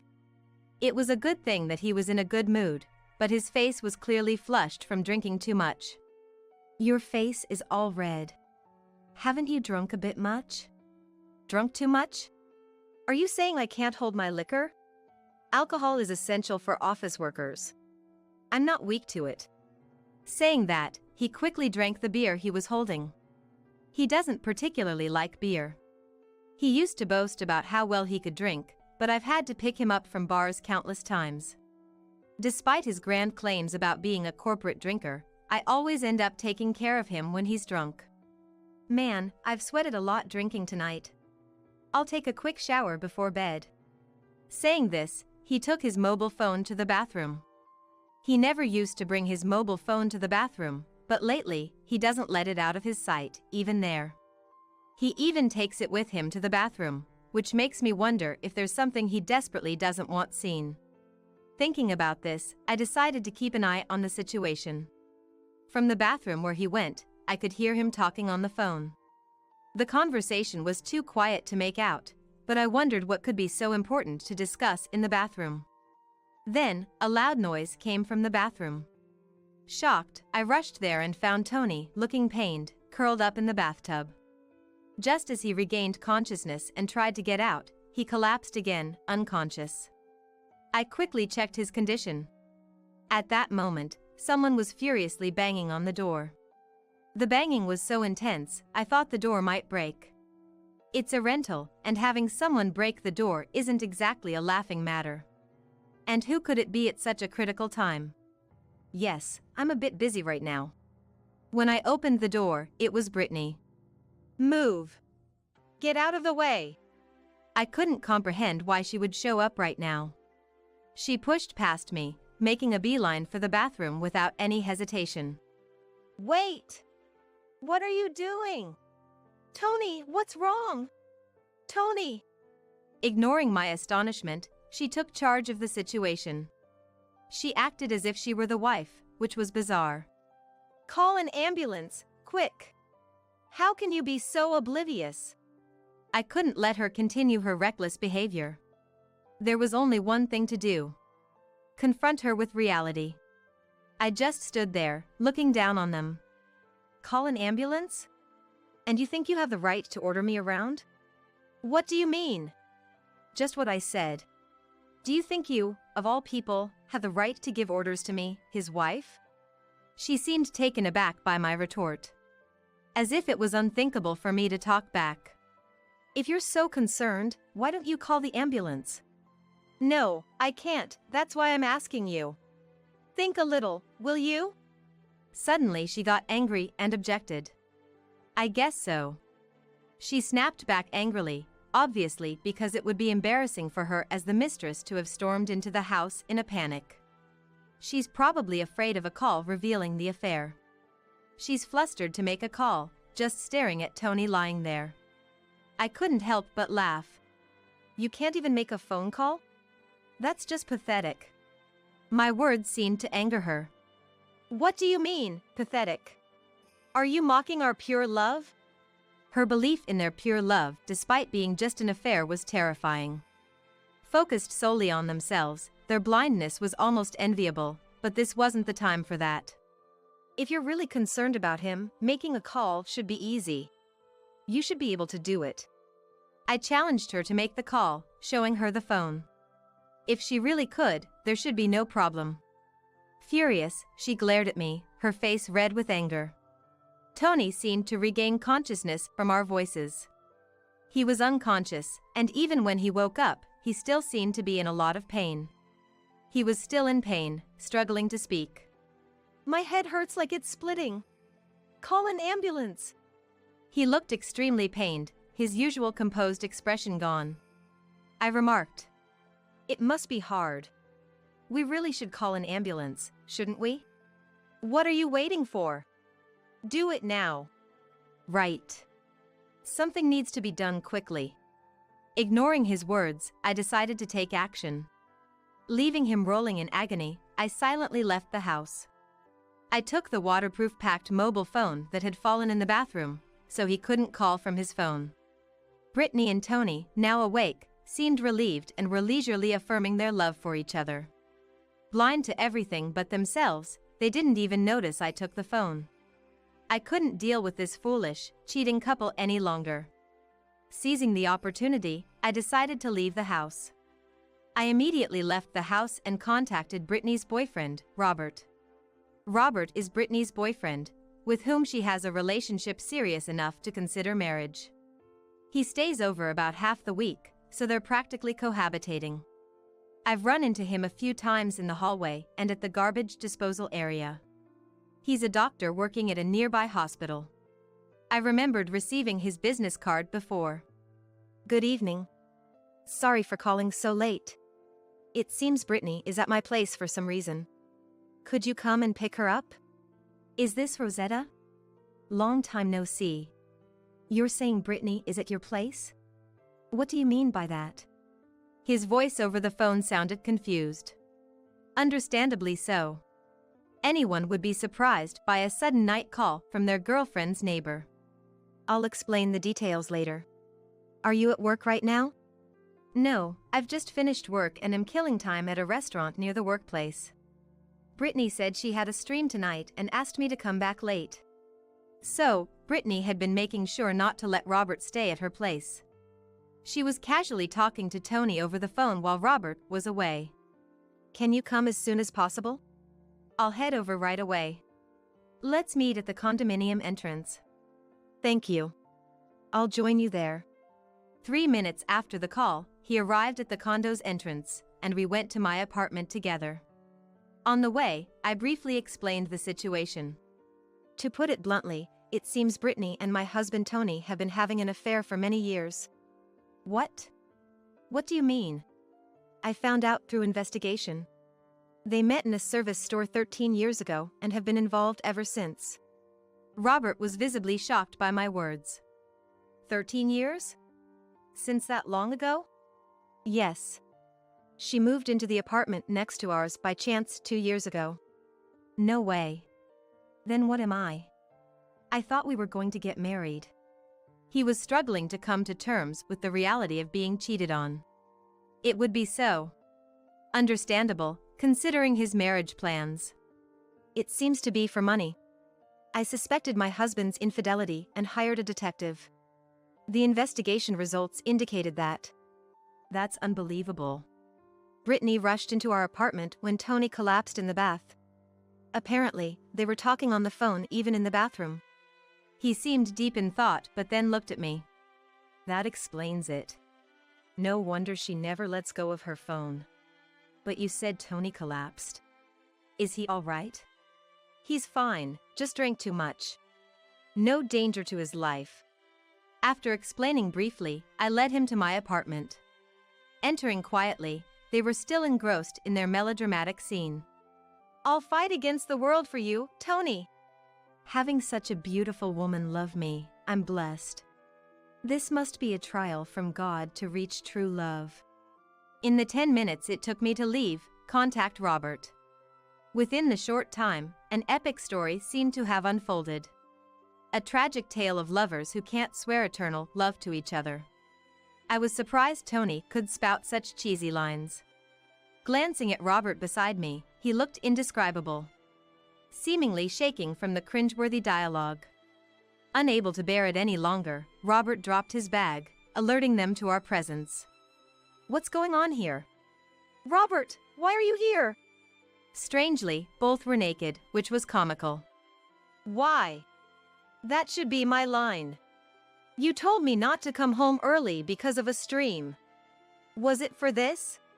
Normally mild-mannered Robert raised his voice, and Brittany seemed a bit taken aback. Well, that's because, you know, the fans and antis are troublesome. I was worried about what would happen if they found out I have a boyfriend. Brittany looked evasive. I knew Robert only from brief exchanges in the apartment complex. He never seemed like someone who would raise his voice. Indeed, he listened calmly when I explained everything to him earlier, showing his ability to control his emotions. So, for Robert to react this strongly, she must have really crossed a line. Stop taking people for fools. To think you've been secretly having an affair with the neighbor for 13 years. She suddenly became defensive, her eyes darting around. I thought maybe I'd marry Robert. Is that bad? She tried to look innocent and appealing, but it only backfired with Robert. We were cohabitating because we talked about marriage someday, but now I just can't believe you. Brittany, realizing Robert was genuinely angry, quickly switched tactics. No, this is a misunderstanding. I was just teaching him about streaming, like personal training for the digital age. Brittany seemed to think we knew nothing about influencers or video streaming, and was clearly trying to bluff her way through. Despite her desperate attempts to wriggle out of the situation, Robert wasn't having any of it. Private lessons, is that it? Have you already forgotten what you yourself said earlier? I played the cheesy dialogue I had secretly recorded at high volume. Hey! You recorded this without me knowing? That's a violation of privacy. Delete it now. Privacy? You have no right to talk about privacy. I'm filing for divorce. Tony, clearly not expecting me to initiate a divorce, was panicking. Divorce? How are you going to live without me? You're living off me, and now you're talking about divorce? Have you lost your mind? He seemed to think I would break down and beg him. His male superiority mindset was apparent, still in disbelief over the current situation. His absolute confidence baffled me, but it didn't matter anymore. Say whatever you want. You can only act tough for so long. Eventually, we got divorced. After the incident, I immediately sought a lawyer who is an expert in divorce and infidelity cases. Presenting the evidence video helped me demand more than the usual alimony. Meanwhile, Brittany's engagement with Robert was called off, and she now lives a secluded life. This is partly because her streaming blew up after the affair scandal. Right after the infidelity news broke, fans analyzed Brittany's posts, exposing her relationship with Tony. The fans' sharp eyes discerned details from subtle reflections and background elements in her posts. The posts and their hints led to the discovery of her affair with him. The scandal affected Tony too. His company received numerous calls, forcing them to acknowledge the situation. He was fired, for his company took the situation seriously. The company must have wanted to get rid of the trouble. I guess so. After all, a high-profile influencer's affair with a married corporate employee from major enterprise was criticized heavily. When the company's stock dipped around the time of the scandal, they couldn't ignore it any longer. Now, he struggles with the public's disdain and rarely goes out, a consequence of his own actions. He's often the subject of online posts, making it risky for him to venture outside. I ran into Brittany once after the turmoil. She appeared as if waiting for me while I shopped at a grocery store near my workplace. How come you're living comfortably off a big settlement while I suffer? Isn't that unfair? Her audacity was typical. There's nothing unfair about it. It's all the result of your actions. I have nothing to say to you. And what's with your high and mighty attitude? Because of you, my engagement was broken off. She approached me, growing more agitated. I was so close to marrying a doctor. Just stop it, will you? You've been secretly having an affair while engaged, and yet you're playing the victim. I can't understand your logic. You should mind your behavior. What do you know? You're the one who's the talk of the internet now. If someone sees this, it'll end up online again. Realizing the risk, Brittany quickly covered herself with her hood and left in a hurry. Since separating from Tony, I've been enjoying my single life. Living at my own pace is wonderful. I've returned to my nursing job, surprisingly recalling much of my previous knowledge. Surprisingly, my body seems to remember, and I am able to do a certain amount of things. Though I once doubted my future, I now live a fulfilling life, forgetting Tony and Brittany as my form of revenge. Vivian's room looks different. Did you just realize that? Aren't you a bit slow? Or perhaps you're getting dementia. Please, don't be a nuisance to us. Rocky and his wife, Ava, laughed as they saw me standing frozen in front of my own room. These people are devils. They're trying to drive me out of the house.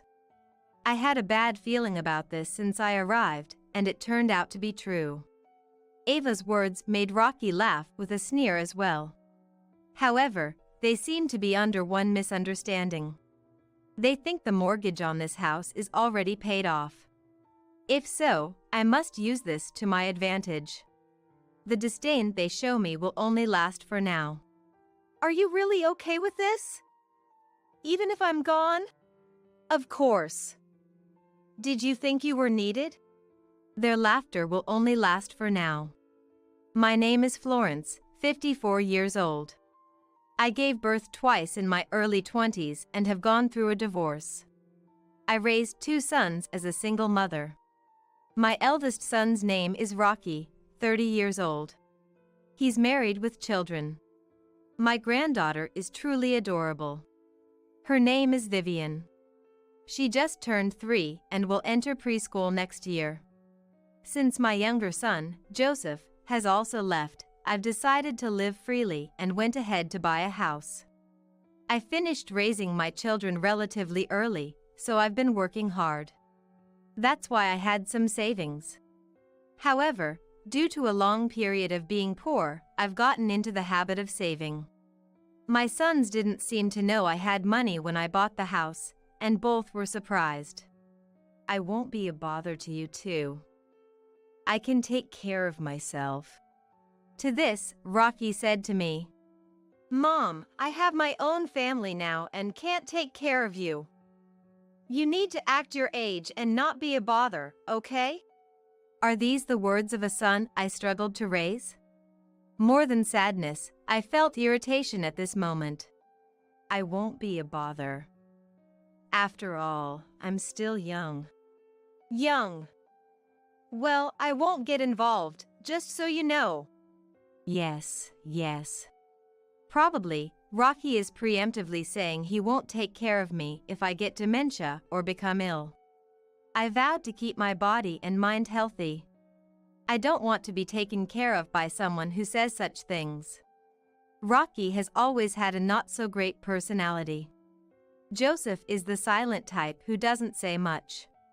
Harmless, but I've had my worries, and perhaps I paid too much attention to Joseph, making Rocky the type to cause trouble.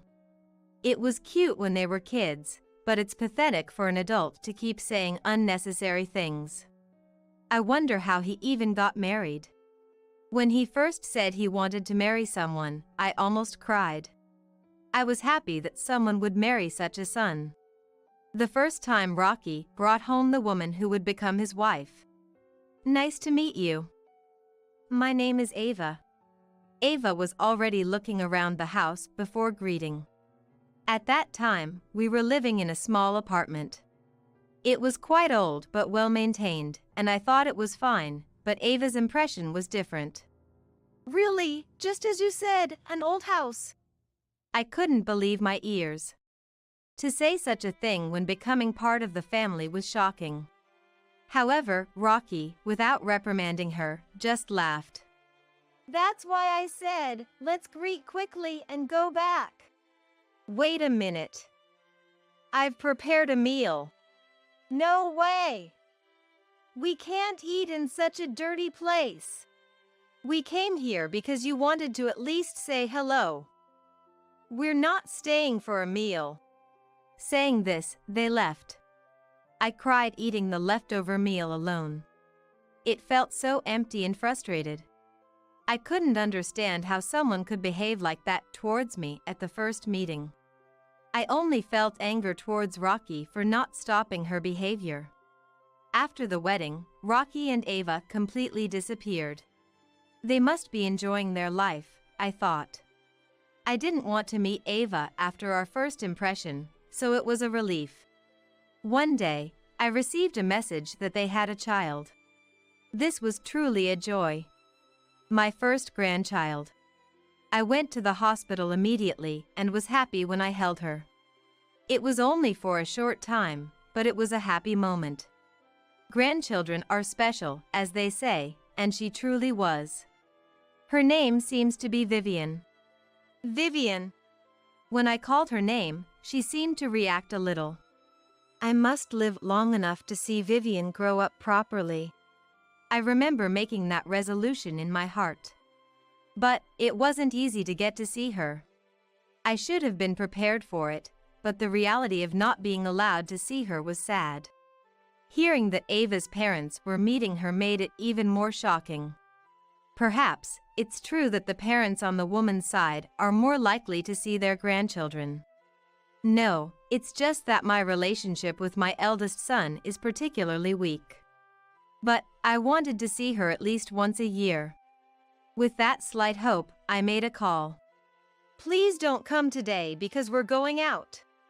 Then, when can I see you? It's been a year already. You don't need to see her, right?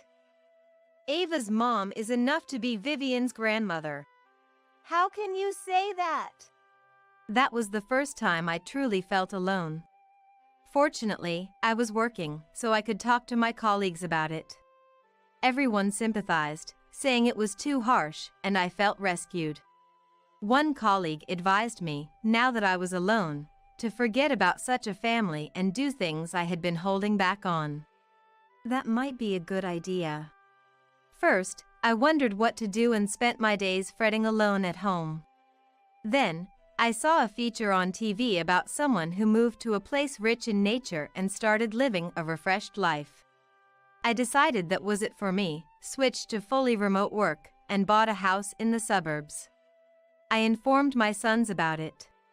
Then, Ava showed interest and came over with Vivian. I was delighted with Vivian's unexpected visit. Changing my environment had immediately led to something good. This place would be good for Vivian's environment too. I felt a sense of discomfort as she said that while looking around the house. Since then, Ava started coming over frequently, asking me to look after Vivian. Florence, you're happy to see Vivian, aren't you? Yes, but isn't it too frequent? You were so eager to see Vivian. I'm fulfilling your wish, and now you're complaining? Rocky and Ava spoke as if leaving their child with me was for my sake. Babysitting a few times a week turned into every day. I had hoped to enjoy my alone time, but this made it impossible. I was getting sleep-deprived, balancing work and babysitting. Florence, Vivian is here today too. Ava, I think I told you yesterday, but I'm a bit sick. Oh, I have plans to meet with friends today. It's too late now. Sorry, but you'll have to take Vivian with you. It's okay, your friends will understand. How irresponsible of you to say that. I wanted to tell them how irresponsible it was to dump babysitting on me every day, but I was too sick to argue. In the end, Ava left for her outing and didn't come back until 10 p.m. Vivian was at an age where she wouldn't listen to me. It was really tough. That day, they came to pick her up just before 10 a.m. Taking advantage of my silence, late-night pickups became frequent. Sometimes, they even left Vivian to stay overnight. Please, Rocky, talk to Ava. Huh? No way. After all, you seemed happy about it. I can't handle babysitting every day. I have work, you know? How selfish. You asked for this. When did I ever wish for daily babysitting? It's a mystery. After that conversation, an incident occurred. Suddenly one morning, a moving company brought a ton of stuff. What's going on? I didn't hear anything about moving. We were worried about you and thought about living together with Vivian, so we decided to move. Rocky's family had decided to move in. And what audacity in their words.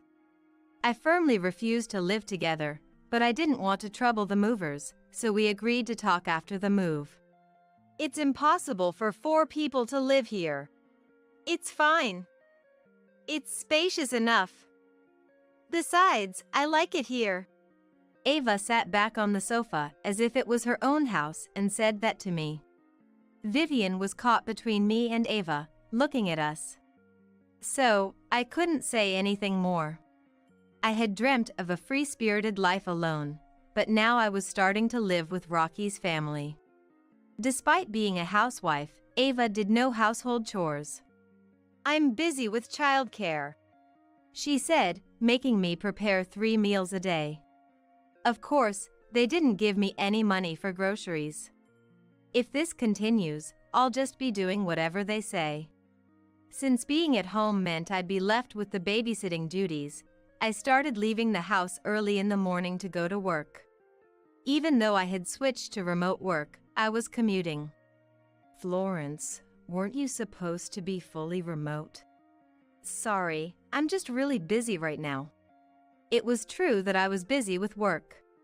I had been chosen to lead a new department that was being created. After a long day of overtime, coming home past 11 p.m., something seemed off about the room. I was too tired to think much of it and headed straight to my room. What? This is... Nothing of mine was left in my room, which was now overflowing with Vivian's things. Vivian was sleeping peacefully on the bed. It's turned into Vivian's room. Standing dumbfounded at the entrance, I heard laughter. Turning around, Ava and Rocky were standing side by side, smirking at me. I couldn't grasp the situation. Where are my things? We got rid of them. They had kept only the furniture and appliances they liked. Almost everything of mine was thrown away. Really? They hardly brought in any money. We tried selling them at a recycle shop, but were told they were in bad condition. It was embarrassing. The little money we got from it, we'll keep. That's when I realized. These two had been planning to drive me out of this house from the beginning. You're out early in the morning and come back late. You don't need a house, do you? You're trying to kick me out? Did you just realize? Aren't you a bit slow? Or perhaps you're getting dementia. Please, don't be a nuisance to us. This woman is a devil. How could someone do something so cruel? It's unimaginable. I gave up on staying and fighting with Ava and her cohort. So, I should take this as you're kicking me out? Yes. We'll be living here. Think of it as your last act of filial piety and leave. I hadn't received any filial piety. Why should I be the one to perform it? But I kept silent. Are you really okay with this? Even if I'm gone? Florence, did you think we needed you? The most you were useful for was babysitting. The next day, I left the house as if I was being driven out. I hesitated about going to Joseph's house, but considering his reserved nature and the possibility of him cohabiting with someone, it would be unfair to burden him. Reluctantly, I decided to stay in a business hotel near my workplace. That night, Ava and Rocky apparently celebrated driving me out. Florence, you're not thinking of doing anything strange, are you? Don't worry, she's thick-skinned. Alone in the business hotel, I pondered over my situation. The next day, I explained my circumstances to my company and took some time off. I was worried about causing trouble for my team, but my colleagues were very supportive, which comforted me. The house, can you transfer it into my name? Rocky called me with such a request right away. I was actually about to contact you about that. You're sure you want to transfer it? Don't make me say it over and over. We talked about this when you left, didn't we? Hurry up. Understood. I proceeded with the transfer as requested. A few days later, as expected, I received a call. Florence, what is this about? Are you talking about the loan? You tricked us. Let's meet and talk this over. Tricked them? They were the ones who drove me out. Knowing a confrontation was inevitable, I headed to Ava and Rocky's place. Vivian was left with Ava's parents. They were clearly ready for a fight. Florence, who is this person? A lawyer. I had brought a lawyer in case anything happened. Ava and Rocky were clearly surprised. Having a lawyer meant they couldn't manipulate the situation as they might have wanted. Their dismay was evident. A lawyer? Why would you bring someone like that? Because you might make up some false accusations. It's better for both of us to have a third party present. Don't bring outsiders into this. If that's your attitude, then there's no point in talking. I'm leaving. As I was about to leave, Ava nudged Rocky. Reluctantly, Rocky stopped me, and the discussion began with the lawyer present. We didn't know there was still a loan to pay. You drove me out, and now you're saying you didn't know. Why are you laughing? Ava stood up angrily. Rocky stopped her and pointed to a voice recorder on the table. Ava sat down again but glared at me the entire time. It was clear from her expression that she was furious. The monthly payment for this house's mortgage is $1,800. Good luck paying it together.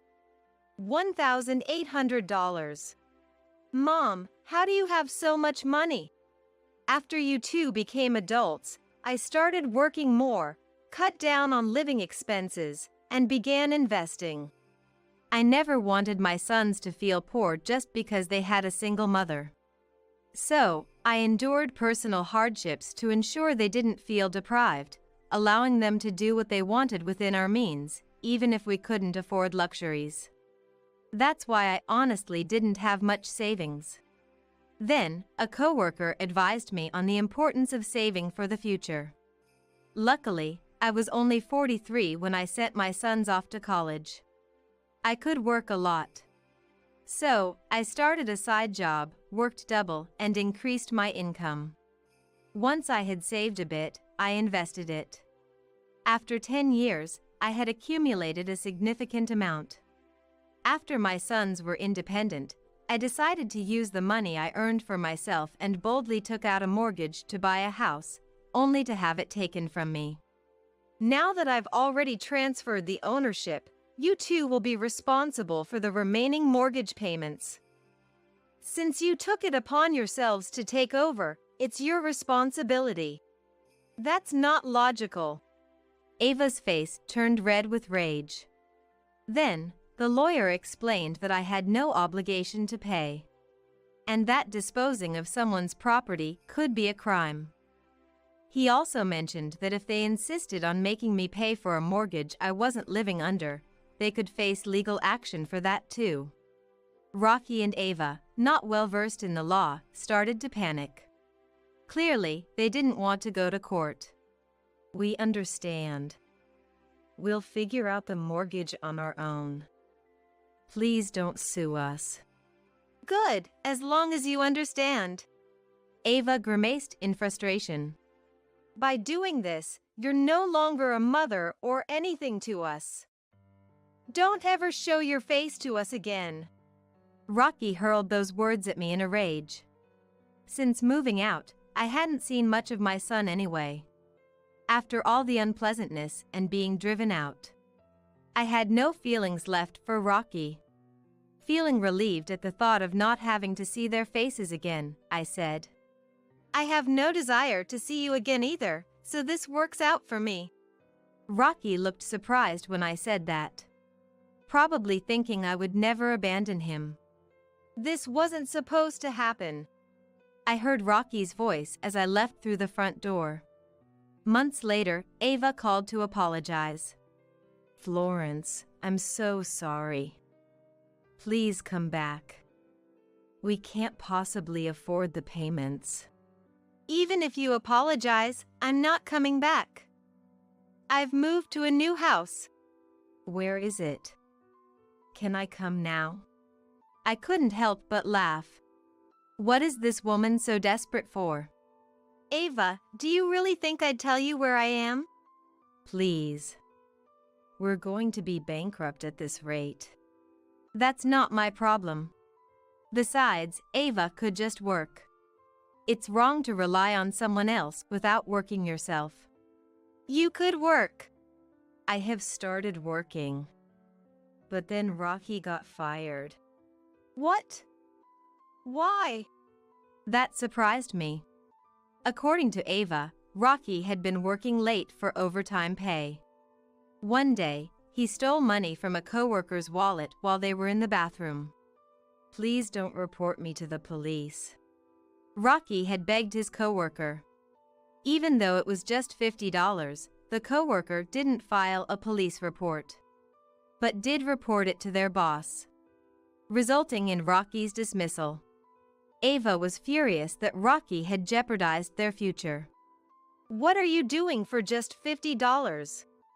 Just work yourself. I am part-time. Get a full-time job.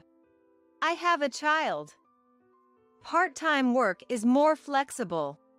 They apparently argue like this almost daily. With Rocky unemployed, the mortgage payments weren't waiting. I'm terrified of the payment due dates. I feel like I'm losing my mind. And you think it's okay to ask for help from someone you kicked out? You told me never to show my face again. So, I can't help you. That was just something Rocky said in the heat of the moment. Words said in haste can have irreversible consequences. Ava fell silent. She seemed to be crying. She sounded truly desperate. But I have no obligation to help. I can become a devil too. Sorry, but please don't contact me again. If you do, I'll block your number. I said that and unilaterally ended the call. It was right after that. As I was leaving the office for lunch with my colleagues, Ava, Rocky, and Vivian were standing there. My colleagues quickly noticed and showed their concern for me. Go ahead without me. I told my colleagues and approached the three of them. What do you want? I was surprised at how cold my own voice sounded. Then Rocky began to apologize deeply.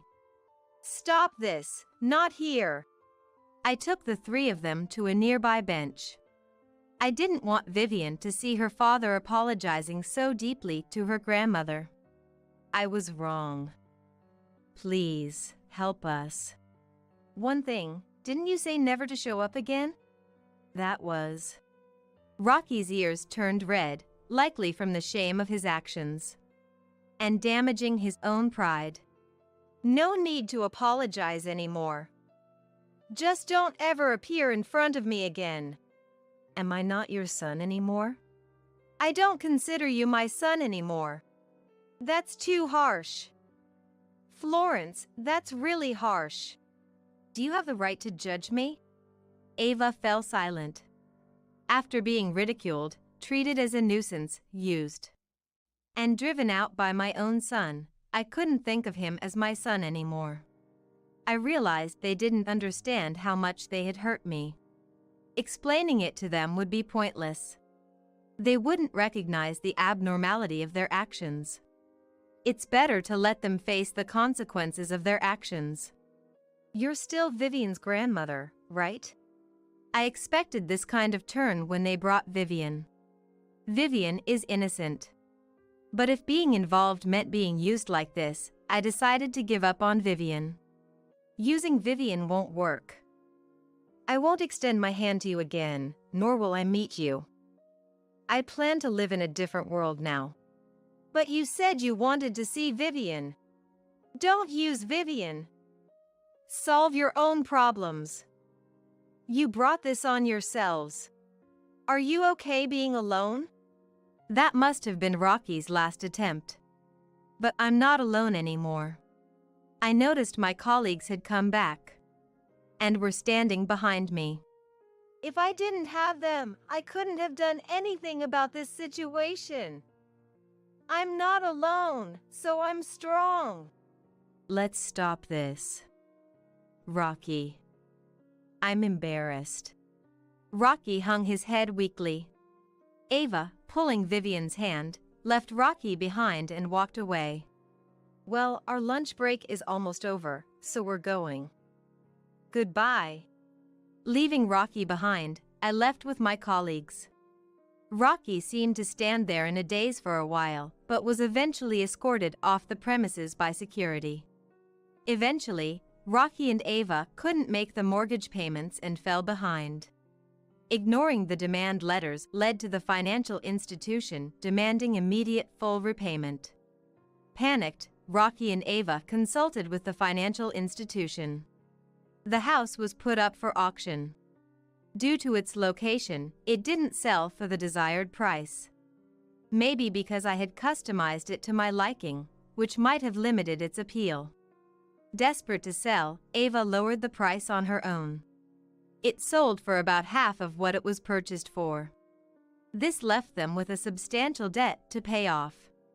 What have you done? You did this without consulting me. I thought it was better to sell it quickly. Why do you always act without thinking? This is why I can't stand people who haven't worked in society. What? I'm taking care of the child. If you helped a bit, I could work too. Eventually, they were left with a large debt and no home. Their credit cards stopped working, and they couldn't get new ones. Unable to rent a house, they temporarily stayed with Ava's parents, who kicked them out because Ava didn't contribute to the household or work, using childcare as an excuse. Somehow, Ava's father managed to get them an old apartment, but a tough life awaited them. Ava's family refused to help any further. Ava's father even said not to come back until they had paid off their debts. Vivian ended up being taken care of at Ava's parents' house. I was worried about Vivian, so hearing that brought me relief. With Vivian gone and needing to work, Ava looked for jobs but couldn't find anything. So she ended up cleaning bathrooms at a shopping mall. There, she accidentally ran into a friend from her school days and was laughed at, leading to a humiliating experience. Ava came home crying, and Rocky's cold attitude only added to her stress. Rocky and Ava fought almost every day, often getting scolded by their neighbors because of the noise. Both of them actually wanted a divorce, but Rocky couldn't afford to lose his home, and Ava couldn't handle the debt repayment on her own. When they looked into divorce once, they found an article saying debts could be divided, which made them give up on the idea. Ava had no one to consult with, so she relied on internet articles. These messages were left on my mobile phone's voicemail. After they contacted me again, I decided to block their numbers. Rocky and Ava are still burdened with a huge debt, working every day for repayment. They must regret taking over my house, but it's too late for regrets now. As for me, after staying in a hotel for a few days, I received a call from Joseph out of the blue. He had moved and was calling to give me his new address. When I told him about what had happened for the first time, he was very upset that I hadn't consulted him and invited me to stay at his place. What surprised me was how spacious it was. I knew Joseph had started a business, but I wasn't aware of the details. The company had grown enough to afford a house without me realizing. Now, I'm enjoying my time living with Joseph. He's about to get married, so I'll have to move out. But he surprised me by gifting me a house next to his. He apologized for it being a small house. But I loved the design, it was exactly to my taste. I never knew you understood me so well. I was moved because I thought the reticent Joseph wasn't interested in me. A few days later, I met his fiancée, who was wonderful. She welcomed me living next door. They also welcomed me to live next door. Actually, it was her idea to build the house next to theirs. I'm looking forward to my new home and the new family next door. Even though I lost Rocky, experiencing Joseph's kindness has made me happy. My name is Monica. Whenever I see a beautiful woman of my age, I think to myself, I've got to work on my skincare, or maybe lose some weight. But, before I know it, I'm saying I'll start tomorrow every day, and now I'm 42. Lately, even using a toner feels like a chore, so my skin is protected by a natural oil veil of my own making. Hey Siri! Tell me how to fix my lazy nature and become like Anne Hathaway by just sleeping. Today, I want to share a story from back when I was still all about self-improvement. Please listen. It happened about 15 years ago. I had been married to my husband Andy for 2 years, but we were still very much in honeymoon mode. That's because Andy had to go on a business trip alone just 6 months into our marriage.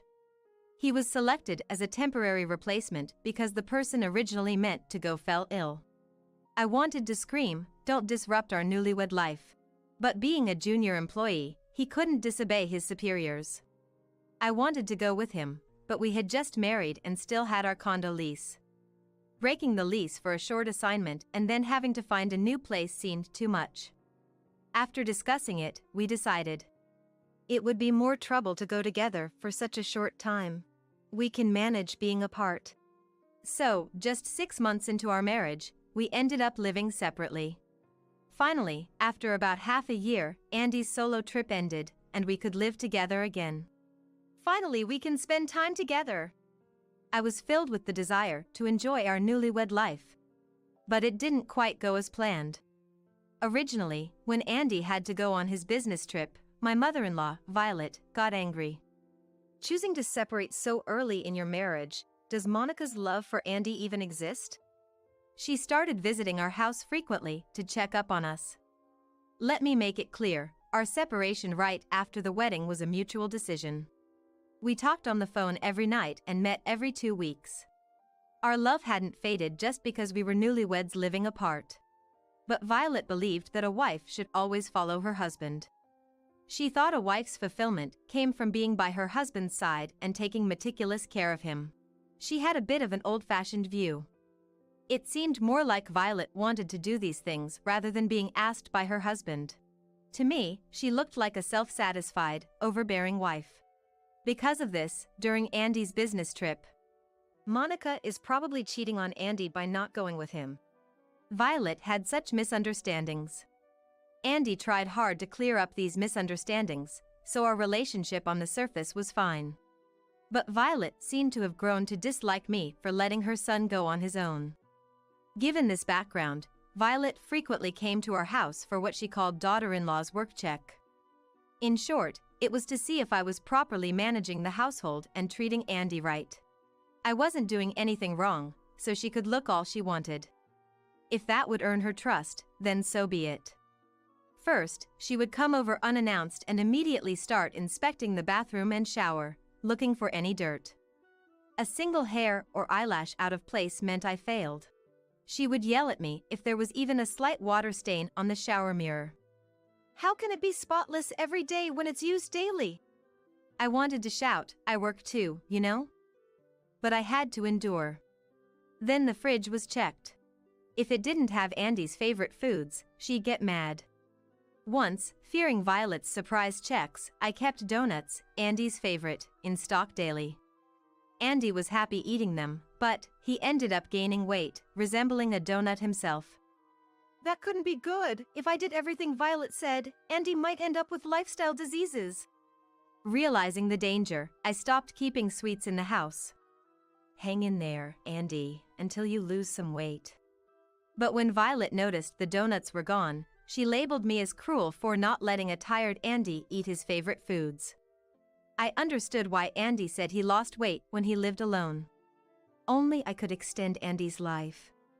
Furthermore, if Violet found leftovers from last night's dinner in the fridge, she got angry. If you can't even manage portion sizes, that's just basic. But we're a newlywed couple and not that wealthy. Andy and I, both working, talked it over. Let's cook meals in bulk to save on household chores. And Andy finally suggested that. With his unpredictable working hours, Andy could hardly participate in housework. I believed it was fine for whoever could do it to handle it, so I didn't mind. I was more worried about Andy overexerting himself and getting sick. But Andy proposed this idea. I don't want all the burden to fall on Monica. He said so. We explained all this to Violet, and when Andy spoke, she stayed silent. But when it was just the two of us, she started saying all sorts of things as if her emotions were exploding. Andy told me I could ignore Violet's words, and even said I didn't have to let her into our house. But I couldn't do that. Whenever Violet came over, she was always waiting at the entrance when I returned from my part-time job. Additionally, she seemed to have become friendly with the neighbors her age, so when I saw them chatting and smiling. Look, she's back. Ah, Monica, I was waiting for you. I just couldn't choose not to let Violet in. Moreover, Violet told the neighbors, I'm helping because my son's wife can't do any housework. So, from the outside world, our household looked like a kind mother-in-law and a clueless, incompetent daughter-in-law of the modern times. Violet seemed pleased with the situation. You're lucky to have a good mother-in-law like me to teach you things. Every time she pointed something out, she said that. Sorry, I don't think so at all. I'm a modern woman, I don't understand these things. I'd like to tell her that, but then I'd just be playing into Violet's hands. It would only add to the useless daughter-in-law stories she shared with the neighbors. But my patience was reaching its limit. I know you're newlyweds and new at a lot of things, but you're going to have to learn all this stuff so you don't get in trouble with Violet. A neighbor said to me, and I felt last night's curry boiling up in my stomach. The neighbors didn't know what went on inside our house, and I hadn't corrected Violet's narrative, so it was understandable. The truth was it wasn't my fault, but Violet's rules were too overbearing. I was working and managing the housework, and more importantly, if Andy was satisfied, that should be enough. After all, this house was mine and Andy's house. But as a newlywed, I couldn't speak out. I would say it now, being stronger. But back then, I was young and wanted to maintain a good relationship with my mother-in-law. I thought enduring it was the right thing to do. I didn't openly refute Violet's words to the neighbors for the same reason. If I did it, I would have been labeled as a defiant young person. That was probably my mistake. Violet's behavior gradually escalated. She started staying for dinner and then overnight. This made it impossible for Andy and me to, well, never mind. Let's save that for a late-night adult channel talk. Haha. Well, for a newlywed couple, having her stay over was truly a nuisance. Even Andy complained that. Even though she's my family, I can't relax with my mom around. That's strange. He was subtly supporting me and trying to prevent friction between me and Violet, so he must be stressed too. I felt sorry for Andy, coming home tired. A few times, Andy said to Violet, "Dad will get lonely, go home." But she said, "It's okay, James told me to look after things. I'm representing him."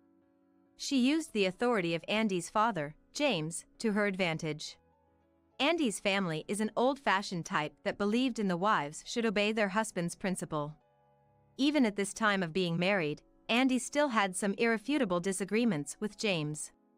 The ingrained senses could be frightening, but for me, getting scolded by my dad always hurt more than by my mom. In short, my father was like the last line of defense. My mother got angry sometimes, but angering my father felt like the end of the world. He was like a mental pillar. That was why I thought I understand Andy's feelings. And since Violet started eating dinner at our house, I had been messing up dinner more often. The breakfasts I made when Violet wasn't around had never failed since we got married. At first, I thought I had messed up, and I think Andy did too. I apologized to Andy. "Sorry, looks like I messed up." But Andy replied, "It's rare for you. Aren't you tired? Take a rest today." But only Violet exaggeratedly complained.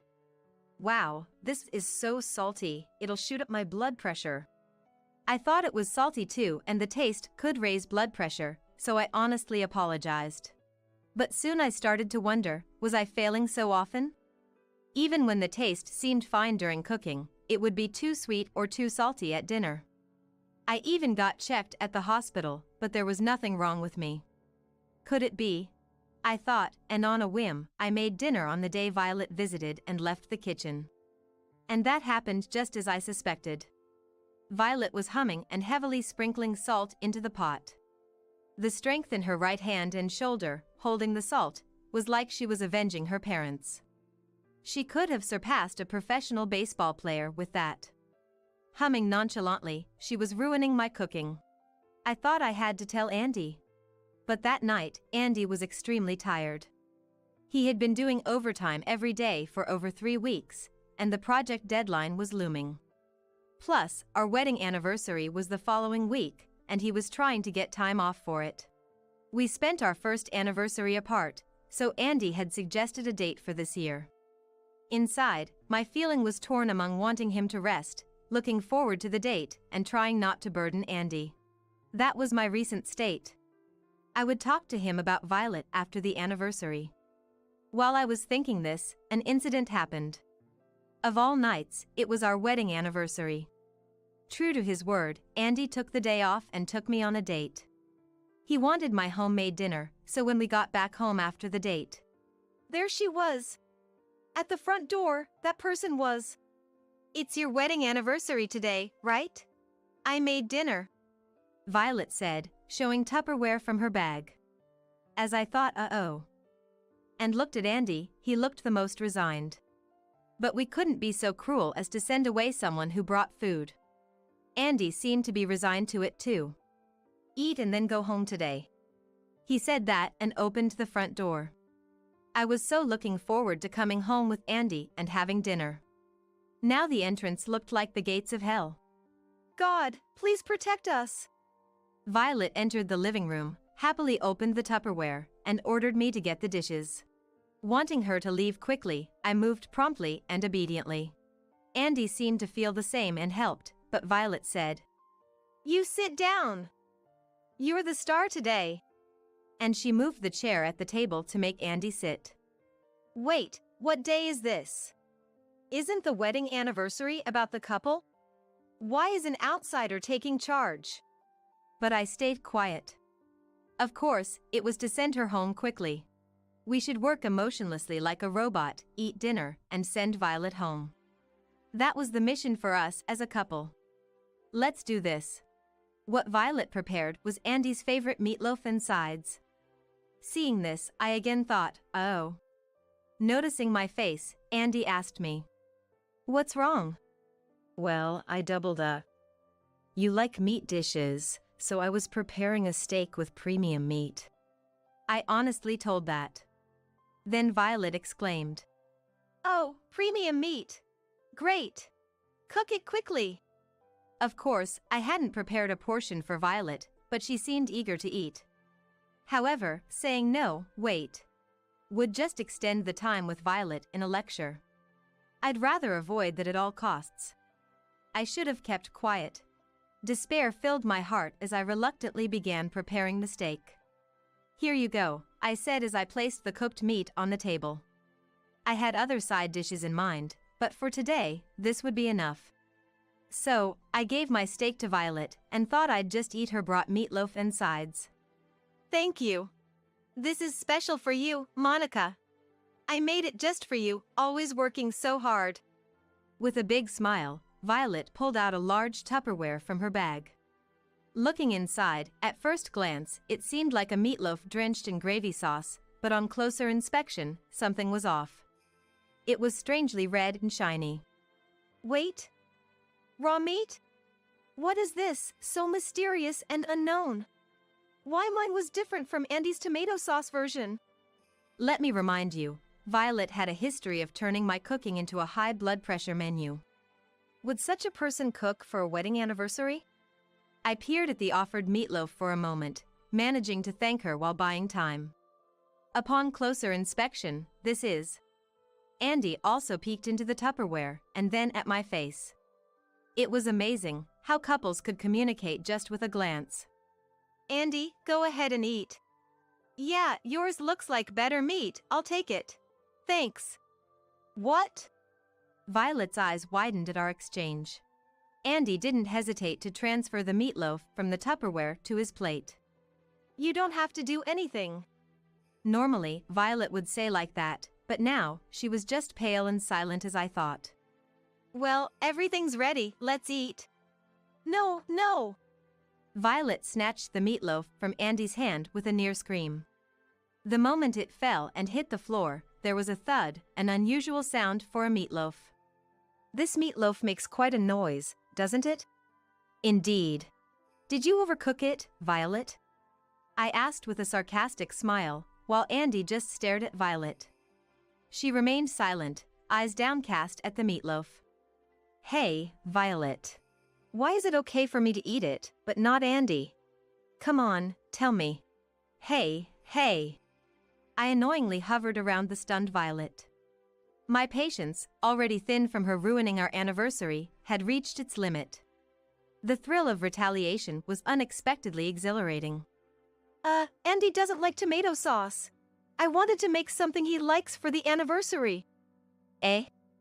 I like any meat, really. It's a waste, maybe it's still good, I'll eat this. No, you shouldn't eat something that's fallen. Violet panicked as Andy casually picked up the meatloaf, talking nonchalantly. Is it wrong for me to eat what I like? Right. It's a shame not to eat it though he says he will eat it. Oh, Violet, you can eat it, it's okay. A little bit won't hurt. Andy's smirk was barely containable, understanding everything from the sound meatloaf was dropped. I almost laughed, but managed to restrain myself. Maybe it's too big for you to eat?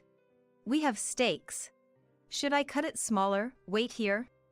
Eh? Oh, I'll cut it then. Right, do that. As Violet flustered, Andy brought the cutting board and knife. Here goes. Let's it cut, but as expected, the meatloaf couldn't be cut. Oh my, this meatloaf is quite hard, isn't it? Maybe the gravy sauce is slimy? Maybe it'll work if it's washed. Great idea. This was a turning point for Violet, but I headed to the sink with the meatloaf. Wait. Stop. Please, Monica. I'll remake it. Remake it? How was she planning to do that? Could she really think we hadn't noticed? Both Andy and I had realized it from the moment it was in the Tupperware. Ignoring Violet's attempt to stop us, washing off the gravy sauce revealed a food sample meatloaf. This is clearly not meat, even without tasting it. Violet, do you make meatloaf out of wax? A family recipe? A secret ingredient? It's a bit too conspicuous, though. I waved the food sample meatloaf next to my face, taunting Violet. So I grew up on wax, huh? You're a wax figure. Stop it, that's creepy. Kidding. I know. Violet glared at us with a hateful look as we joked around. Violet, I understand you dislike me, but aren't you embarrassed by such an obviously childish setup? Shut up! It's your fault for not divorcing despite my coming over every day. So, I had no idea that she was hoping for a divorce. After all, both Andy and I, though annoyed by Violet, still loved each other. We never even considered divorce, so we didn't raid into Violet's intentions. We only thought about how to get her to leave quickly or how she was a nuisance. Now that I think about it, Violet's method to push for a divorce was incredibly inefficient. You could have just said so. I should have been clear too, like, Violet, you're annoying, stop adding salt to my cooking. Eh? Both Violet and Andy were surprised by this. The dinners were oddly sweet or salty, so I spied on Violet after cooking. And there she was, shaking salt like she was vanquishing something. Do you want to shorten your life that much? Violet turned bright red. She seemingly didn't expect that I had noticed. Sing that song again, please. You were humming, right? It was good. Violet glared at me with teary eyes as I egged her on. Humming or talking to oneself is most embarrassing when you know someone heard. Humming while ruining Monica's cooking. Andy glared at Violet. I can't believe it. I said, and then. Why would you go that far? Andy held his head. Mom, even if you do such things, I won't divorce. What's the point? You want me to suffer through a divorce I don't want? Violet looked at him in surprise by a pure question from Andy. No. It's undeniable, right? It's only because Monica is patient. Otherwise, I might have been divorced. It was a fair point. In that sense, I should be known as the patient daughter-in-law who endures Violet's unreasonable demands in the neighborhood. Enough. It's an important day, so please leave. Here, take your wax meatloaf as a souvenir. Wait, Andy. Violet clutched Andy's arm, trying to persuade him. Enough. I was really looking forward to today. I finally got a day off. I don't even have the energy to be angry anymore. You've been a nuisance every day, and now you ruined the day I worked so hard for. It's too much. Get out. Andy skillfully twisted his hand free from Violet's grip and pushed her out the front door. Violet wailed outside, but I no longer feared the neighbors' opinions. There was no turning back now. Andy seemed to feel the same, declaring a redo of our anniversary. He eagerly asked for my cooking. I laughed and replied, Sure. Violet's crying didn't bother us. Afterwards, due to complaints from the neighbors about the noise, Andy contacted James, who came to pick up Violet. Surprisingly, upon seeing Violet, James slapped her cheek. I heard that James had always reprimanded Violet, saying she shouldn't visit us too often, that a couple needs their own time to be truly a couple. But she didn't listen, insisting we were happy with her visits. James kept quiet, thinking we were enjoying it, unaware of the trouble we were experiencing.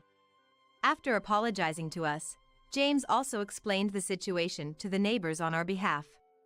Thanks to that, word spread through the condo, and I was able to shed the reputation of being the clueless and incompetent daughter-in-law.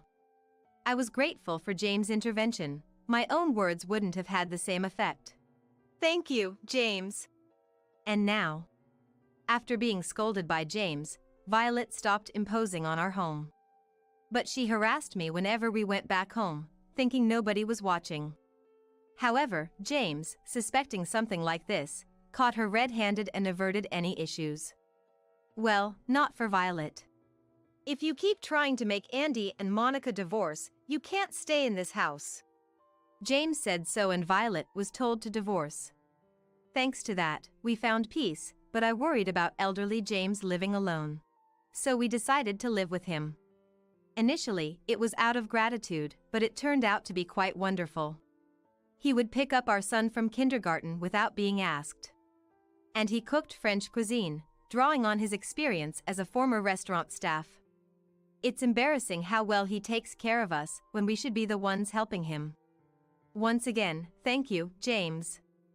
For him, living in a lively home with small children at his age was something he never expected, and he's grateful for it.